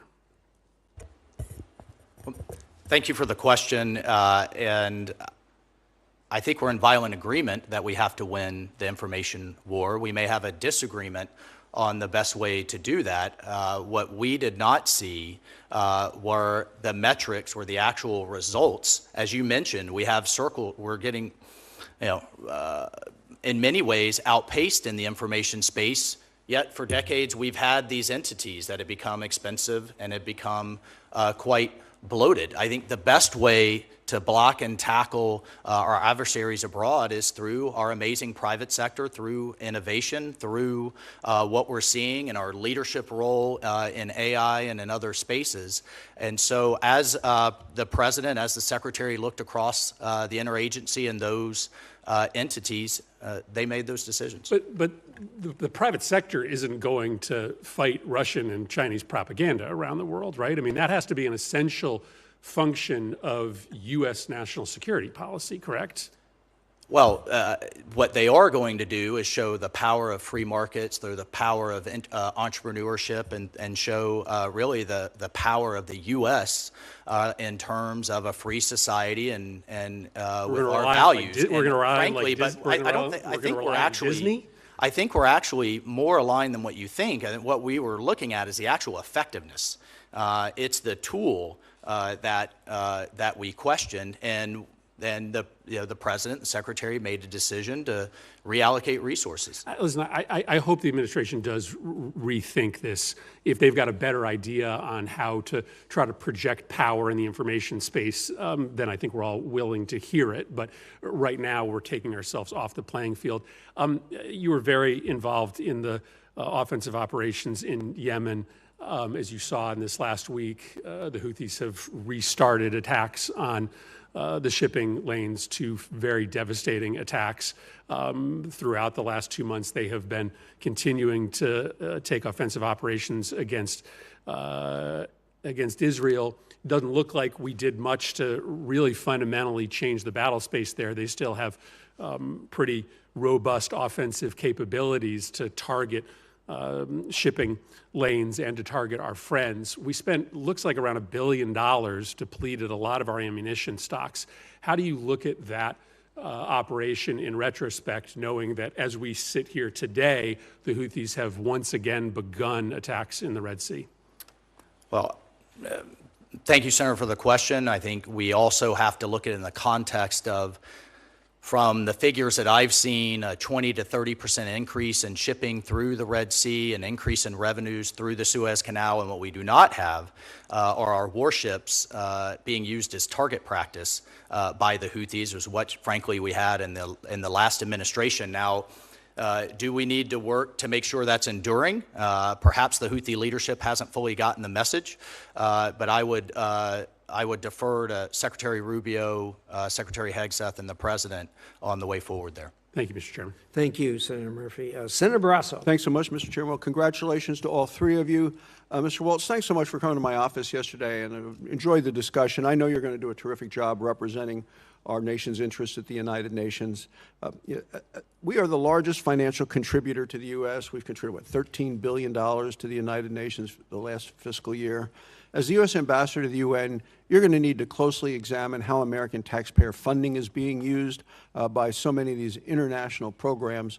Could you talk about your commitment to reviewing every dollar going to the UN to ensure that the our taxpayer dollars is being used wisely. And I mean, if I recall, you had a list yesterday of just some amazing places that I think taxpayers would be really offended to see that their taxpayer dollars were going to through the United Nations. Could you share some of that information with us? Thank you, Senator, and I always appreciate our time together. One of the kind of the main thrusts of the UN, particularly over the last, I'd say, couple of decades, has been on climate and focus on climate change and a number of initiatives. And setting aside the debate on climate, if you just look at the organizations, amongst the 80 various specialized agencies, core programs, and funds, you have the UN Environment Program, the UN Convention to Combat Desertification, the International Union for Conservation of Nature, the Secretariat of the Pacific Regional Environmental Program, the Global Environment Facility, the Commission for Environmental Cooperation, the Montreal Protocol, and then you have other agencies like the Global Fund for HIV, Tuberculosis, and Malaria. Okay, but it has as its core mission, one of its core missions, not necessarily those things, but climate change is the largest global health challenge in the 21st century. And just to further, I have a page here, Mr. Chairman, or I have a list of pages, 455 of international organizations that we contribute some type of funding towards, and just Let's put those in the record. a few of them. The Pacific Salmon Commission, the Pacific Islands Forum Fishery Agency, the Pan-African Postal Union, the Pan-American Health Organization, the Pan-American Institute on Geography and History, the International Lithosphere Program. I mean, so these are the, again, this is, it's quite a list. And this is tens of thousands to hundreds of thousands to 7 to 8 figures to millions that are going to these organizations. And I think it is incumbent on this administration to say, what's it doing? Is it making us safer, stronger, and more prosperous? And are we getting a bang for our buck? A couple other questions, because the thing I hear about at home in Wyoming is American sovereignty and what the United Nations is trying to do and undermining us. How are you going to work to preserve and to protect American sovereignty within the UN? Thank you, Senator, and I have to say America's sovereignty will always be first and foremost as we engage all of these international organizations. I think we need to weigh the pros and cons of which organizations we engage, and I think that will be a robust discussion with this committee and with the administration. But to the extent that we do, our sovereignty, our people, our bosses will be first and foremost and top of mind. I think this came up in both the introduction, a good introduction by Senator Lee, as well as Senator Scott, and in your opening remarks. The fact that the Palestinian Authority has repeatedly sought to use the United Nations as a platform to declare statehood and to downgrade the status of Israel. Will you commit to using the American veto to block these one-sided anti-Israel resolutions at the UN Security Council? Thank you, Senator. Of course, I will work closely with the President and the Secretary on those votes, but yes, I'll make that commitment. Do you have any specific measures that you believe should be taken to address the bias against Israel within the UN, and how do we advocate for those changes? Well, first and foremost has to be UNRWA. It simply not only needs to be defunded, which the President has put in place with his executive order, but it should be dismantled, and we can have a conversation on who and what can take up those humanitarian roles, but it certainly should not be UNRWA. And then in terms of the selecting a new Secretary General after this term expires, is that something I imagine you'd be very much involved in and perhaps could use some of those same plans in terms of what we need to do there? So the Secretary General's term will expire at the end of next year. My understanding is kind of the race, so to speak, and the campaigning for that will start this fall, and I'll certainly commit to work with you and others to make sure that we have someone in line with our interests. So, Mr. Chairman, I'd suggest that make sure we have somebody representing the United States at the UN with this nominee by that time, that all those activities begin. Good suggestion. Thank you, Mr. Chairman. Thank you. Senator Coons. Thank you, Mr. Chairman. Thank you to all of the nominees, your families, your willingness to serve our nation. And if I might, Mr. Waltz, or forgive me, Colonel, Congressman Waltz, my thanks to you and to your wife, Julia, who's also served our nation, as you mentioned in introduction, in combat, and to your family. I want to get to the larger questions of the UN and the UN mission, but in your role in the Army, in the House, as National Security Advisor, you have long handled classified and highly sensitive information. We both know Signal is not an appropriate, secure means of communicating highly sensitive information, and yet on March 24th, the Atlantic magazine published a series of Signal messages, including sensitive information about a U.S. military operation against the Houthis in Yemen, involving you and several other Trump officials. Were you investigated for this disclosure of sensitive operational information on Signal? Thank you, Senator. And that engagement was driven by and recommended by the Cyber Security Infrastructure Security Agency, by the Biden administration, CISA guidance. I'm sorry. And I have here, well, just the use of Signal. Share information on Signal? The use of, no, excuse me, the use of Signal is not only as an encrypted app, is not only authorized, it was recommended in Biden's, the Biden era CISA guidance. And in fact, if you, it says here, I'll read it to you, use only end-to-end encrypted communications, adopt a free messaging application to secure communications that guarantees end-to-end encryption, particularly if you are a highly targeted individual, such as Signal or similar apps. CISA recommends end-to-end encryption messaging on both government and personal devices. For sensitive military operational information? Of course, Senator. There was no classified information exchanged. For sensitive military this, you were sharing details about an upcoming airstrike and the time of launch and the potential targets. I mean, this was demonstrably sensitive information. And the question I asked was, were you investigated for this expansion of the Signal Group to include a journalist? The White House conducted an investigation, and my understanding is the Department of Defense is still conducting an investigation. Was any disciplinary action taken? From the White House investigation, Senator? Yes. No, the use of Signal was not only authorized, it's still authorized and highly recommended. Would you recommend the use of Signal for classified information to be shared between folks who have access to? Again, we followed the recommendation, almost the demand, to use end-to-end encryption, but there was no classified information shared. Did you speak to Secretary Hegseth about his decision to share detailed information on the specifics of an imminent military strike?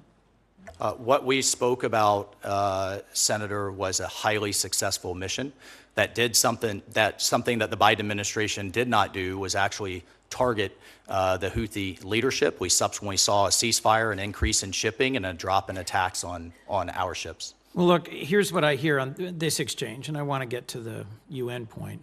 At the time, you took responsibility for having added a journalist inadvertently to a Signal chat. But it doesn't seem to me that the administration's taken any action to make sure this doesn't happen again. There's been no consequences, and yet the president continues to denounce those who leak information. We both know Signal is not a secure way to convey classified information. And I was hoping to hear from you that you had some sense of regret over sharing what was very sensitive, timely information about a military strike on a commercially available app that's not, as we both know, the appropriate way to share such critical information. Again, Senator, I think where we have a fundamental disagreement is there was no classified information on that chat. I'm going to move on for a moment, but we've got plenty more to discuss on that point. China in the UN system, there was plenty of agreement on this side of the dais, and I think with you, that we need to combat anti-Semitism and anti-Israel bias in the UN. We need to ensure taxpayer dollars are well spent.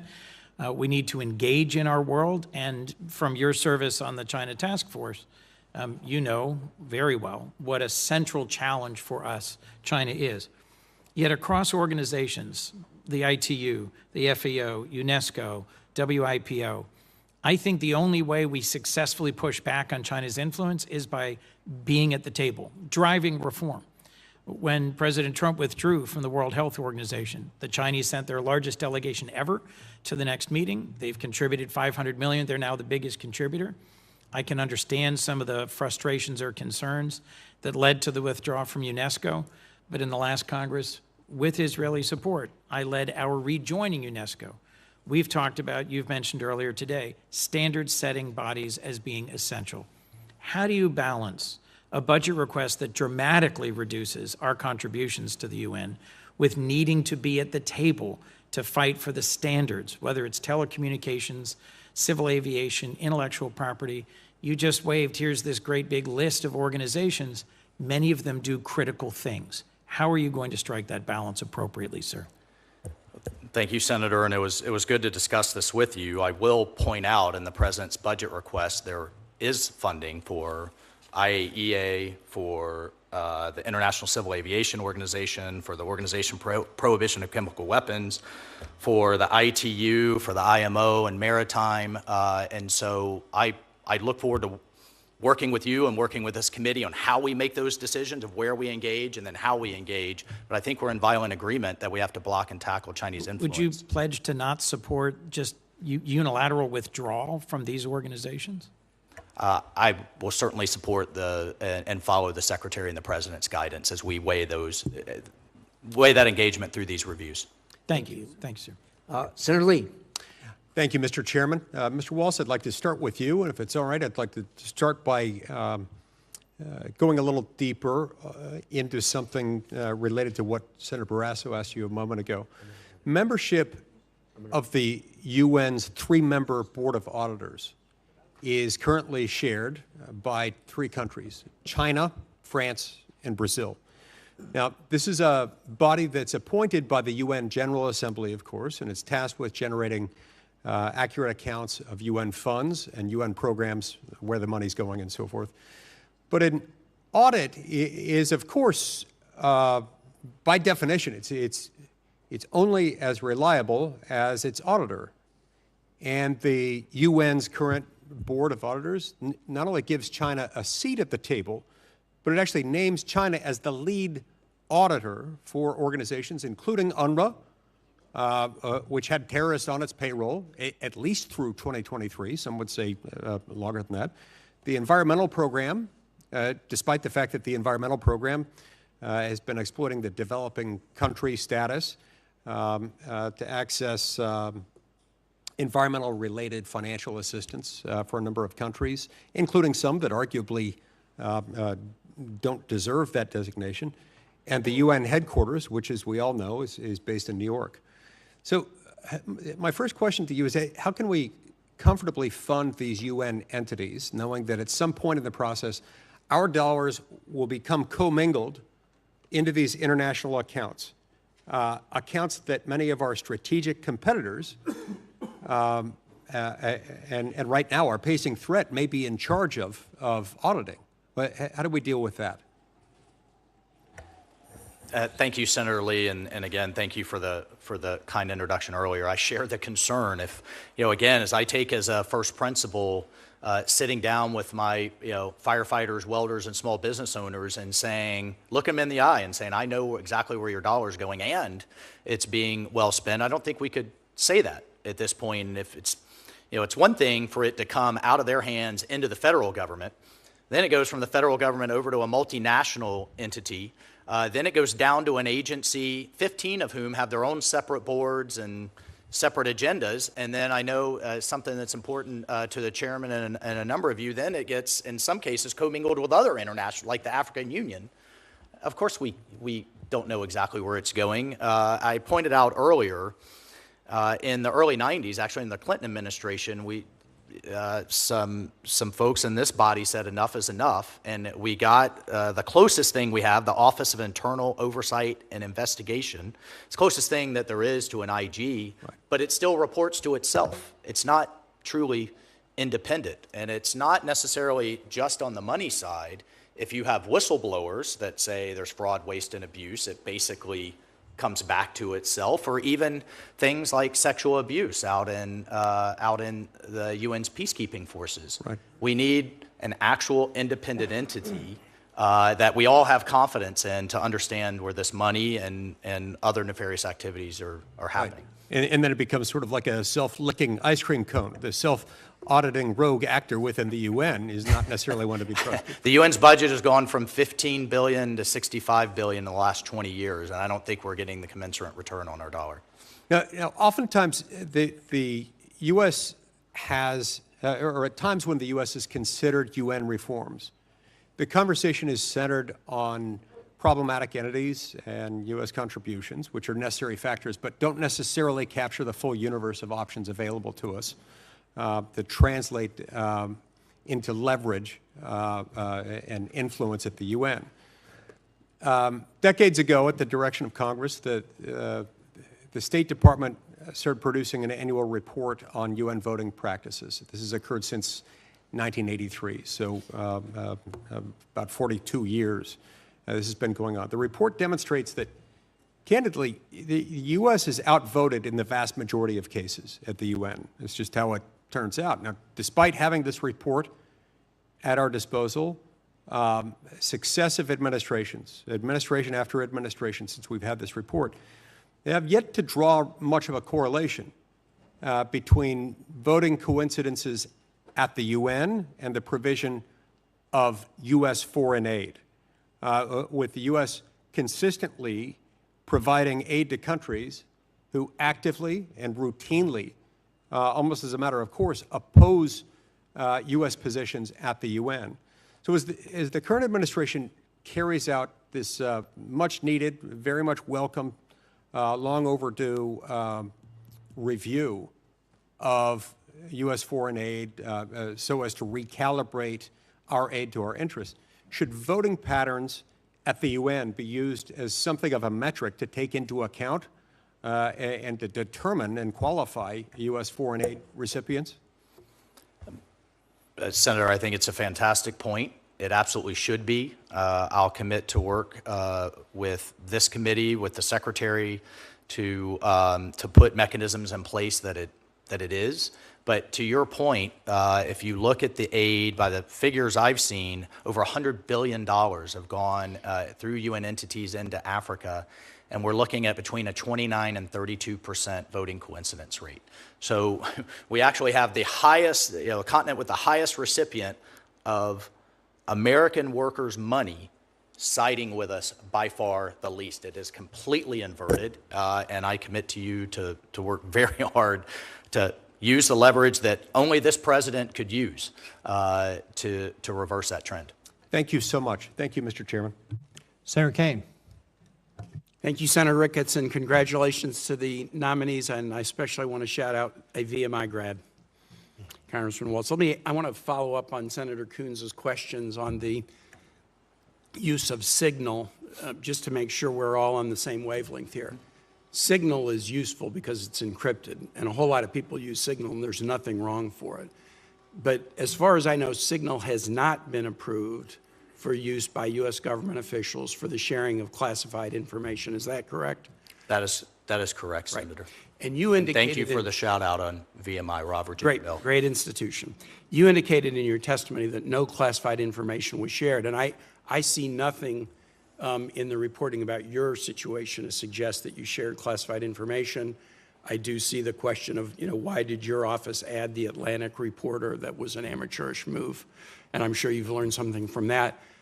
But on the question of whether classified information was shared, there are at least two DOD investigations. One, the DOD IG, and the second, Air Force, an investigation ongoing into whether Secretary Hegseth shared classified information. My understanding is those are ongoing. They haven't yet reached a conclusion, but they certainly haven't reached the conclusion that no classified information is shared. Am I wrong about that? Senator, thank you for the question. I shouldn't and can't comment on ongoing investigations. What I can do is echo Secretary Hegseth's testimony that no names, targets, locations, units, routes, sources, methods, no classified information from his perspective was shared. I got it. I'm sure Secretary Hegseth says he didn't share any classified information, but the fact of the matter is there are two investigations going on at the Pentagon precisely to determine in an objective and independent way whether classified information was shared. At a minimum, sharing attack plans with sensitive military information that shouldn't have been shared. There was an article that I just read that came out late yesterday that I would like to introduce in the record, Mr. Chair. It's the Trump administration is about to incinerate 500 tons of emergency food. It was published in The Atlantic yesterday. I'd like to introduce it in the record. Without objection. This really is a little bit more of a setup for the hearing we're going to have tomorrow with Michael Regas, but I just wanted to put it on the record so that he could be prepared to answer this question. The article suggests that 500 tons of food purchased by the United States to the tune of about $800,000 months ago, that are nutritional biscuits designed to stop children from starving, have been in a warehouse in Dubai for months and months and months. Senator Rubio has testified about that both here and in the House, that he would make sure that food purchased to keep kids from starving would not be allowed to spoil. The article suggests that this food is on the verge of spoliation and that the U.S. has not distributed it, but is instead planning to incinerate it. Now, I know Mr. Arrigo and Ms. Toretti have had nothing to do with this, and I assume, Representative Waltz, that this is not an issue that you've been involved in up to this point. Senator, it hasn't. Okay. Then let me ask a question that just is a values question to kind of level set. And I'll start with Mr. Arrigo, and I would just like to go across. I'm going to make a statement, and I want to ask if you agree with me or not. If the United States has purchased specialty foods designed to help kids from starving, we should deliver that food to kids rather than allow it to spoil and incinerate it. That's my view. Do you agree with me or not, Mr. Arrigo? Well, thank you very much for the question. Senator, as a private citizen, this is something I've just heard of today, and I haven't been briefed on this situation. I really don't know exactly the depth of what you're saying. So I would actually have to probably refer back to the Secretary Rubio, President Trump, and find out exactly where and what happened to this particular situation so I could answer you better. I'd hate to say something. Representative Waltz. Thank you. Senator, we should always be good stewards of the taxpayer dollars. And if it's been purchased, then I don't disagree it should be delivered. However, if you look at situations, and I think there's just more to dig into there, and I'm unaware, it's the first time hearing of it, but if you, for example, in Sudan, they have real distribution problems. You know, in Gaza, there's real distribution problems. So there could be a lot of starving kids in Sudan. Absolutely. Yeah. Absolutely. Mr. Toretti, how about you? What do you think? Thank you for the question, Senator. I agree with you. That does not mean that I'm judging what has happened. I'm glad that you answered unequivocally. This is such a simple question. It's such a simple question. If the U.S. has purchased food and it's to be used for the eradication of starvation among children, we should give it to children and not incinerate it. I mean, it is such a simple question. I just asked you to test your values, and I'll just go back to you, Representative Waltz, as I close. In your testimony, you asked, is our money being well spent when you talked about the United Nations? The need to be great stewards. Allowing this food to sit in a warehouse and then burn it rather than let kids eat it and survive. I know what my constituents would think about that, and I think I know what all of our constituents would think about that. I yield back. Senator Daines. Mr. Waltz, thank you for being here today, and thank you for your very distinguished service to our great nation and Special Forces. I very much enjoyed our conversation yesterday, and thank you for accepting going through this process to play a very important role here at the United Nations. Mr. Waltz, as you know, the United Nations has become a hotbed of anti-Semitism, a hotbed of anti-Israeli sentiment. UN employees participated in the October 7th attacks, and Israeli hostages were held at UN facilities for months. The UN recently reappointed Francesca Albanese despite her repeatedly stated support for Palestinian resistance and regurgitation of anti-Israel blood libel. My question, Mr. Waltz, is is you clearly have your work cut out for you at the UN. Can you tell us more about how you plan to counter the anti-Semitic influence of UN officials like Ms. Albanese? Well, thank you, Senator, and I always enjoy our engagement as well, and your advocacy for the America First agenda. I mean, just to add a couple points to your list and then to answer your question, it's notable that the military leader of Hamas, Mohammed Sinwar, had an UNRWA badge on him in the tunnels of Gaza. There's indications that the World Health Organization and its hospitals, they knew that tunnels were being built underneath and knew that these hospitals were being used. And I have some of our veterans with you, have literally been shot at by terrorists hiding behind women and hiding behind children, and for Hamas to literally line the walls of its hideouts with hostages to protect its leadership is atrocious, and it should be called out at every turn.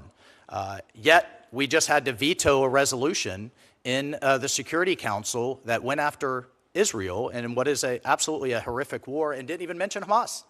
And certainly didn't mention the fact that its leaders deliberately sacrifice, as a matter of strategy and tactics, deliberately sacrifice their own people in order to turn world opinion against Israel. So I think probably the easiest way to answer your question is sunlight is often the best disinfectant, and to continue to spotlight it and use not only the platform that is this position, but I think one of the best communicators in the world, which is President Trump, Secretary Rubio, and the leadership in this administration to continue to call it out.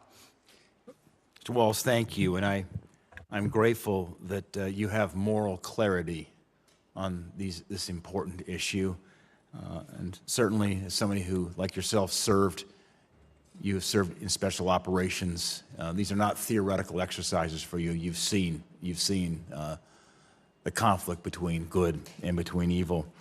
We talked a bit about Central Asia yesterday, Mr. Waltz. It's a vitally important region, rich in natural resources. As you mentioned, you've spent some time over there in your prior career. Much of those resources are untapped, and the region could be a valuable new partner for energy exports to Europe.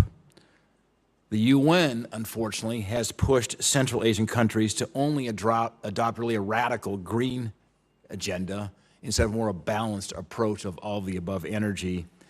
And these radical green development goals could hinder the growth and success of developing countries like we see in Central Asia. Mr. Waltz, how can you, as UN ambassador, ensure that Central Asia is encouraged to take advantage of its vast and considerable energy resources to foster a more sustainable and a prosperous future? Yeah, thank you, and I appreciated the conversation and always learn a lot from them. One of the things that I admire about how President Trump approaches diplomacy, we saw it in his first Middle East trip, is what I call commercial diplomacy. The thing that binds people together often is business. It transcends dogma. It transcends ancient ideologies. You're seeing that in the Abraham Accords. When people are talking about data centers and rail and roads, they're not talking about thousand-year-old hatreds. In Central Asia in particular, I mean, going back to the old TAPI pipeline, Turkmenistan, Afghanistan, Pakistan, India, one could only imagine if that had been in place.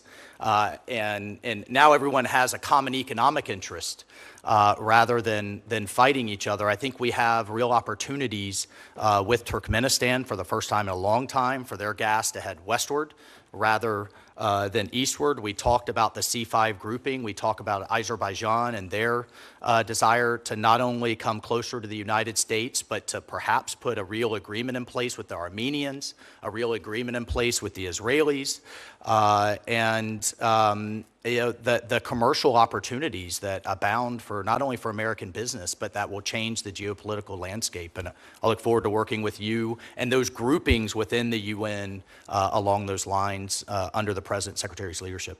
Mr. Waltz, thank you. Thank you. Senator Van Hollen. Thank you, Senator, and congratulations to all of you and your nominations.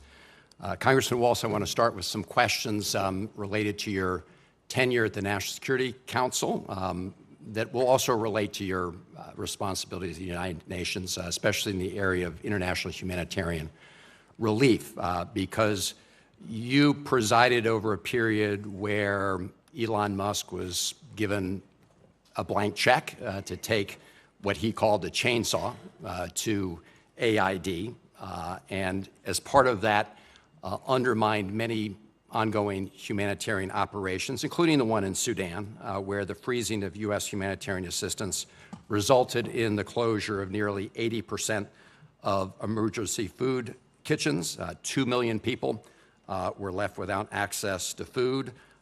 Many of them died, and that's not theoretical either. I want to turn to another humanitarian disaster, and that's in Gaza.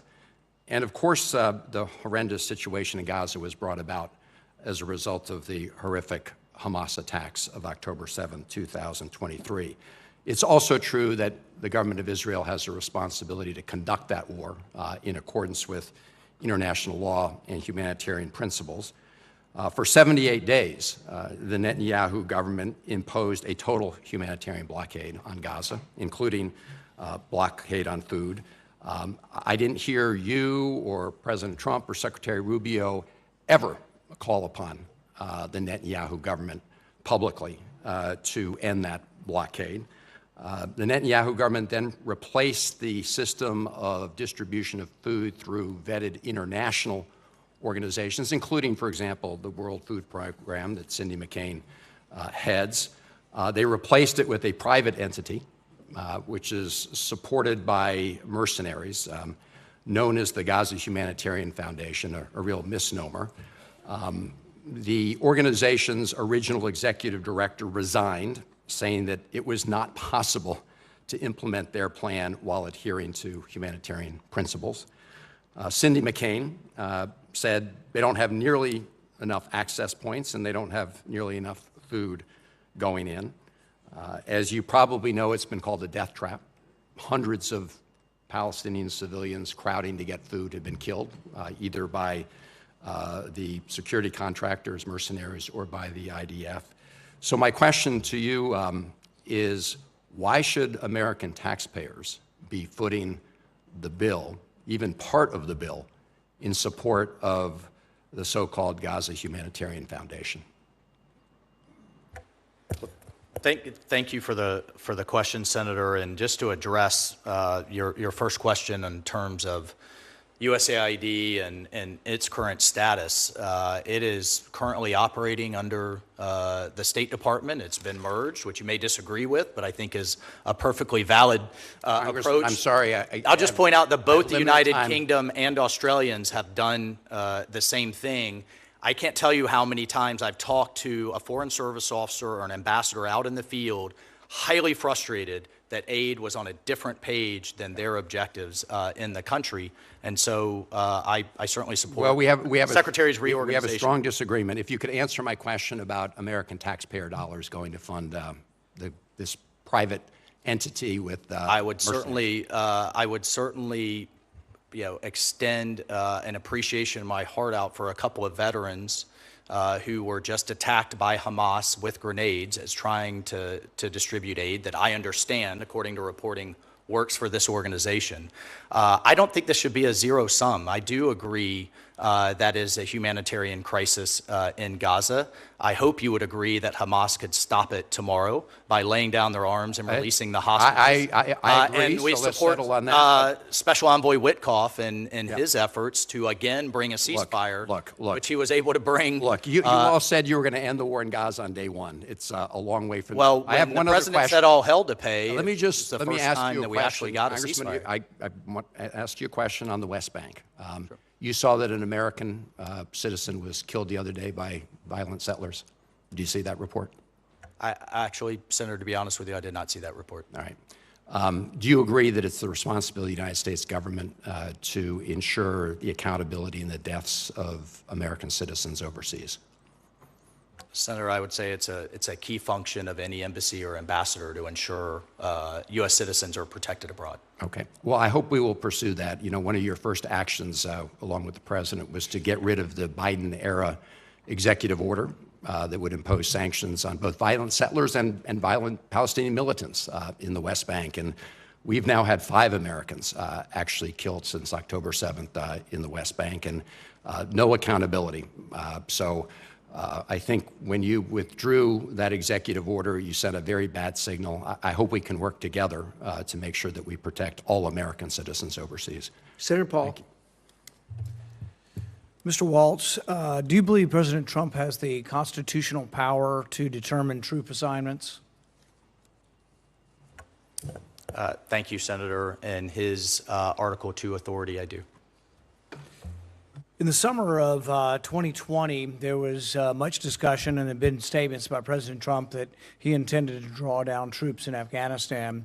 You were serving on the Armed Services Committee at that time, and Liz Cheney and Jason Crow put forward an amendment.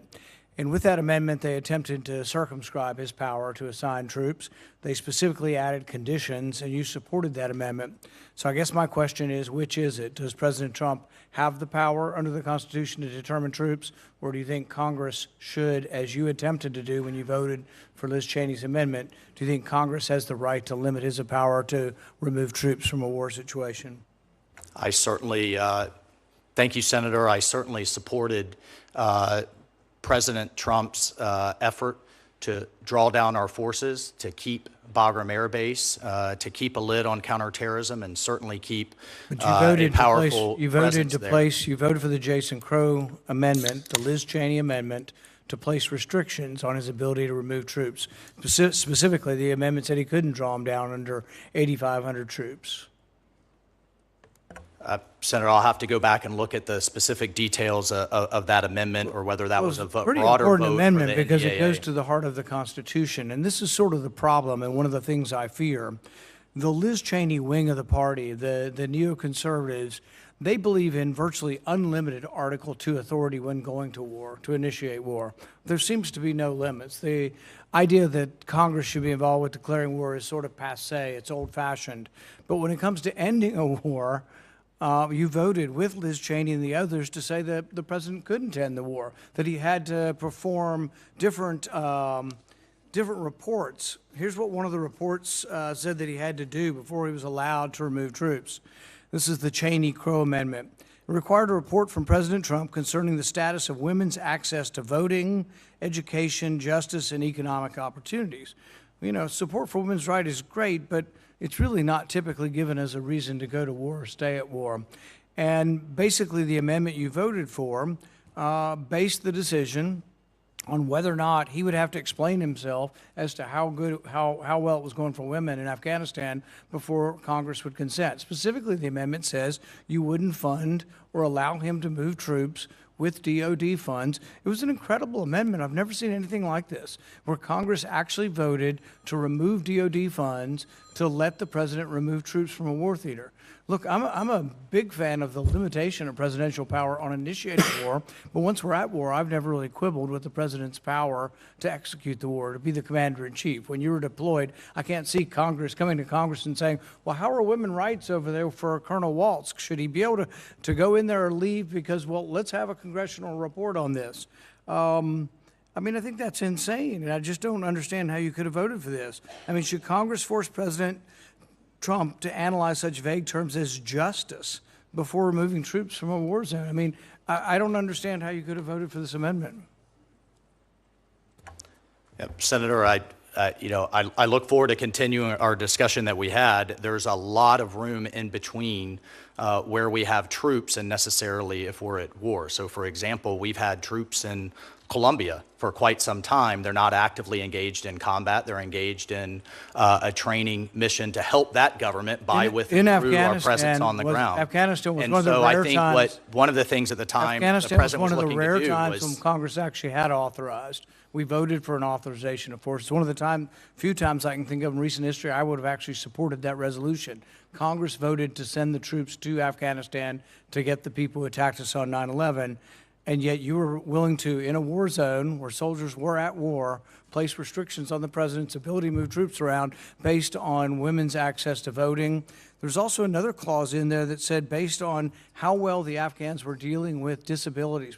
Look, I have a great deal for people with disabilities. That's a big issue in our country, but it really isn't an issue of war. And to hamstring and tie President Trump's hands and say, oh, well, you can't remove, troops until we discuss how well the Afghan government is dealing with disabilities. Are they going to be able to deal with disabilities when we go?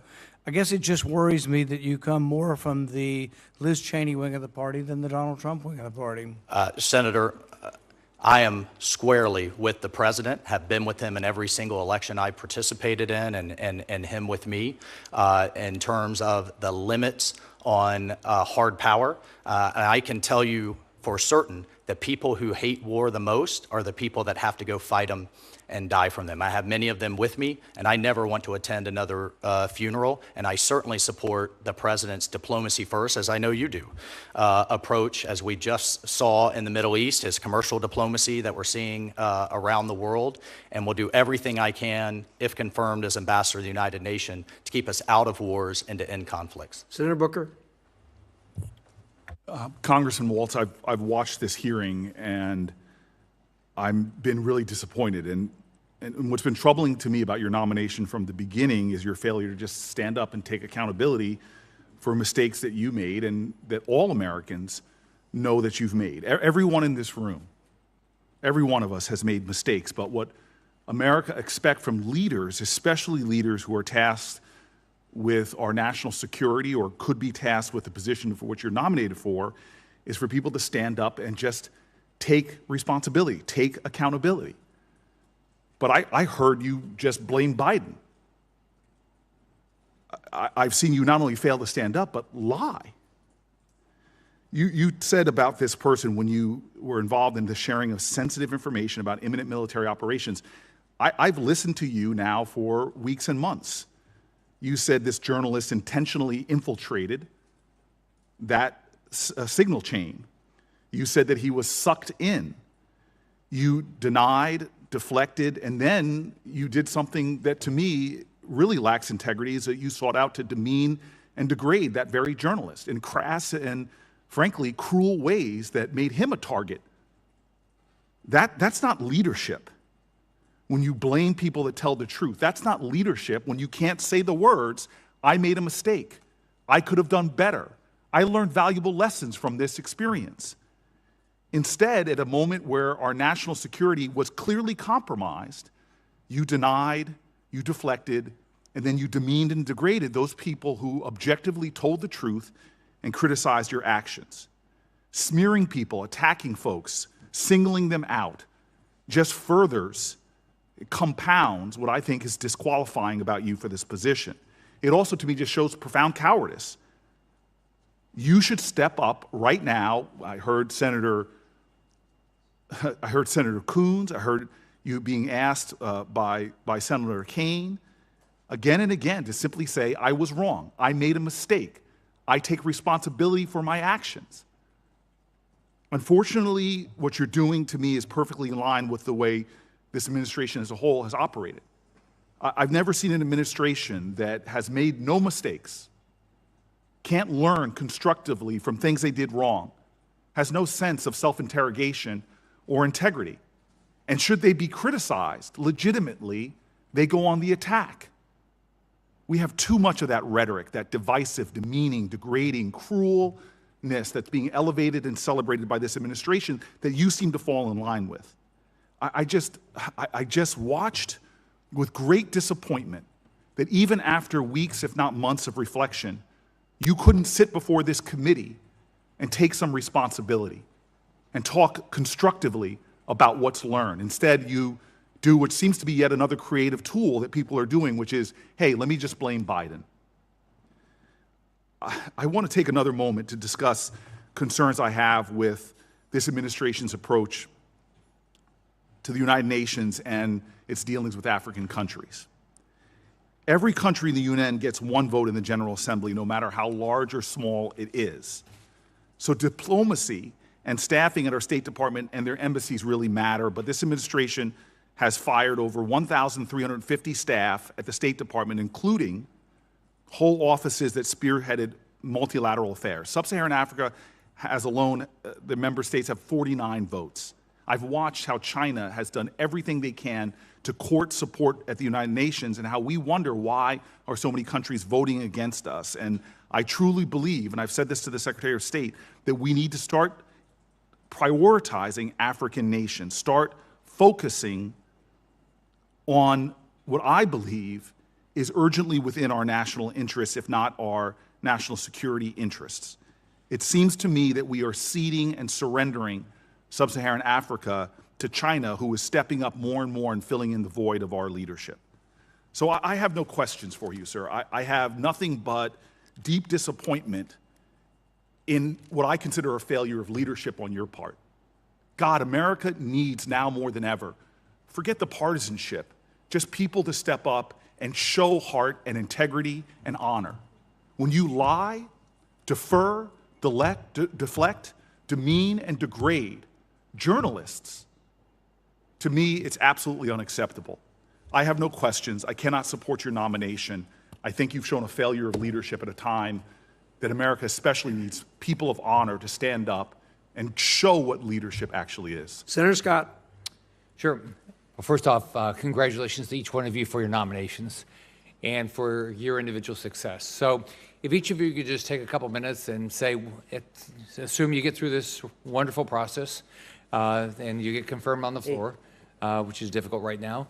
What are you going to? What would be success at the end of your time as in these roles? Mike, you want to start? Sure. Thank you, Senator. I appreciate your support. I appreciate the men and women that I've had to lead in combat, and I think the last thing they would call me is a coward.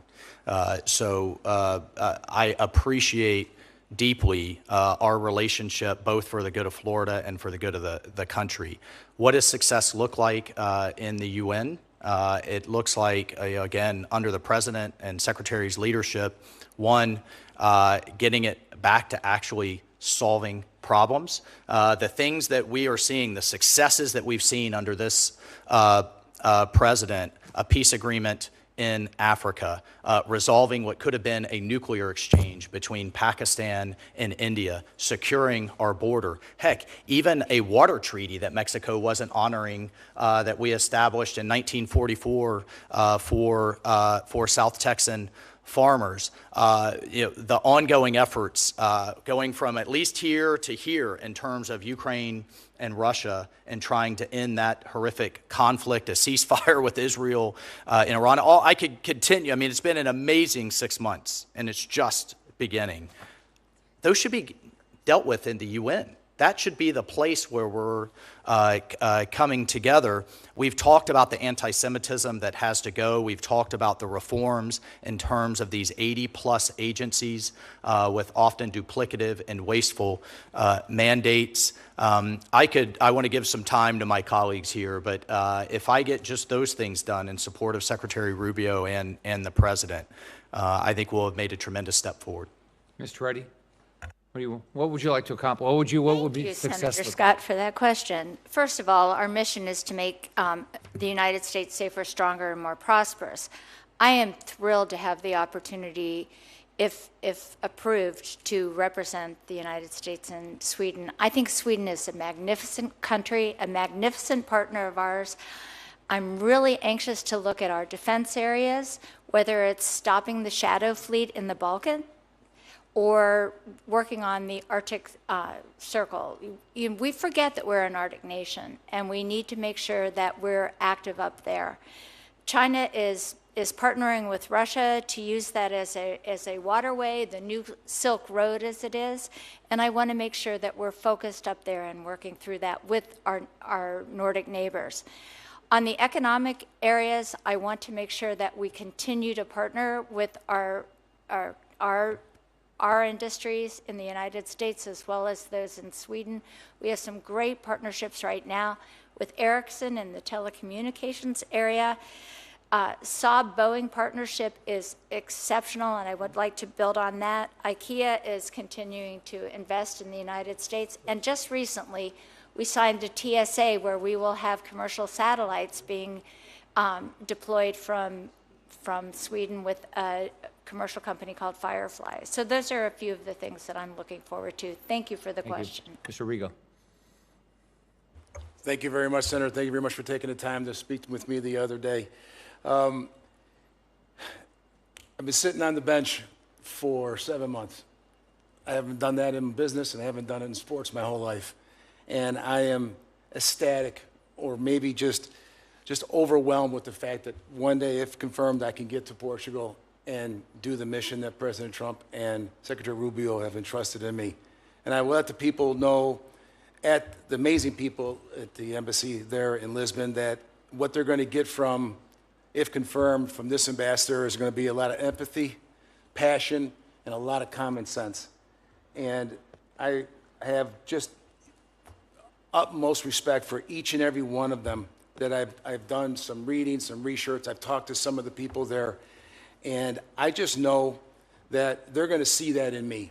And we're going to have wins. We have missions to accomplish. We're going to have a lot of wins, but I didn't come out of retirement to be miserable. Not only are we going to have wins, but we're going to have fun doing it, because I believe that's very, very important. I think a lot of things get done. And I'm not going to sit here right now and tell you I'm the best foreign relations scholar. I tell you, I feel like I'm a scholar of some, but I'm a student of most. And I will learn from those dedicated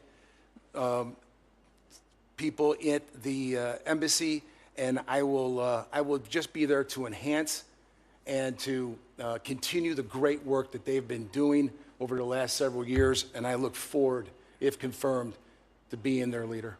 Thank you. Congratulations on each of your nominations. Good luck.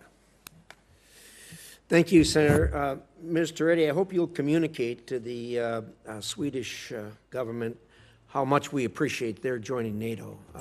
They were disinclined to join NATO for a long time, and we'd been urging them for a long time to join NATO. They bring some real attributes to the organization, and frankly, as I was fighting that battle, the two recalcitrants that we had, I told them I'd rather trade them for both Sweden and Finland than have them in, which they weren't too happy to hear. But nonetheless, I hope you'll carry that appreciation that we have when you get there, please. So with that, Senator Rosen, you're up. Time's up.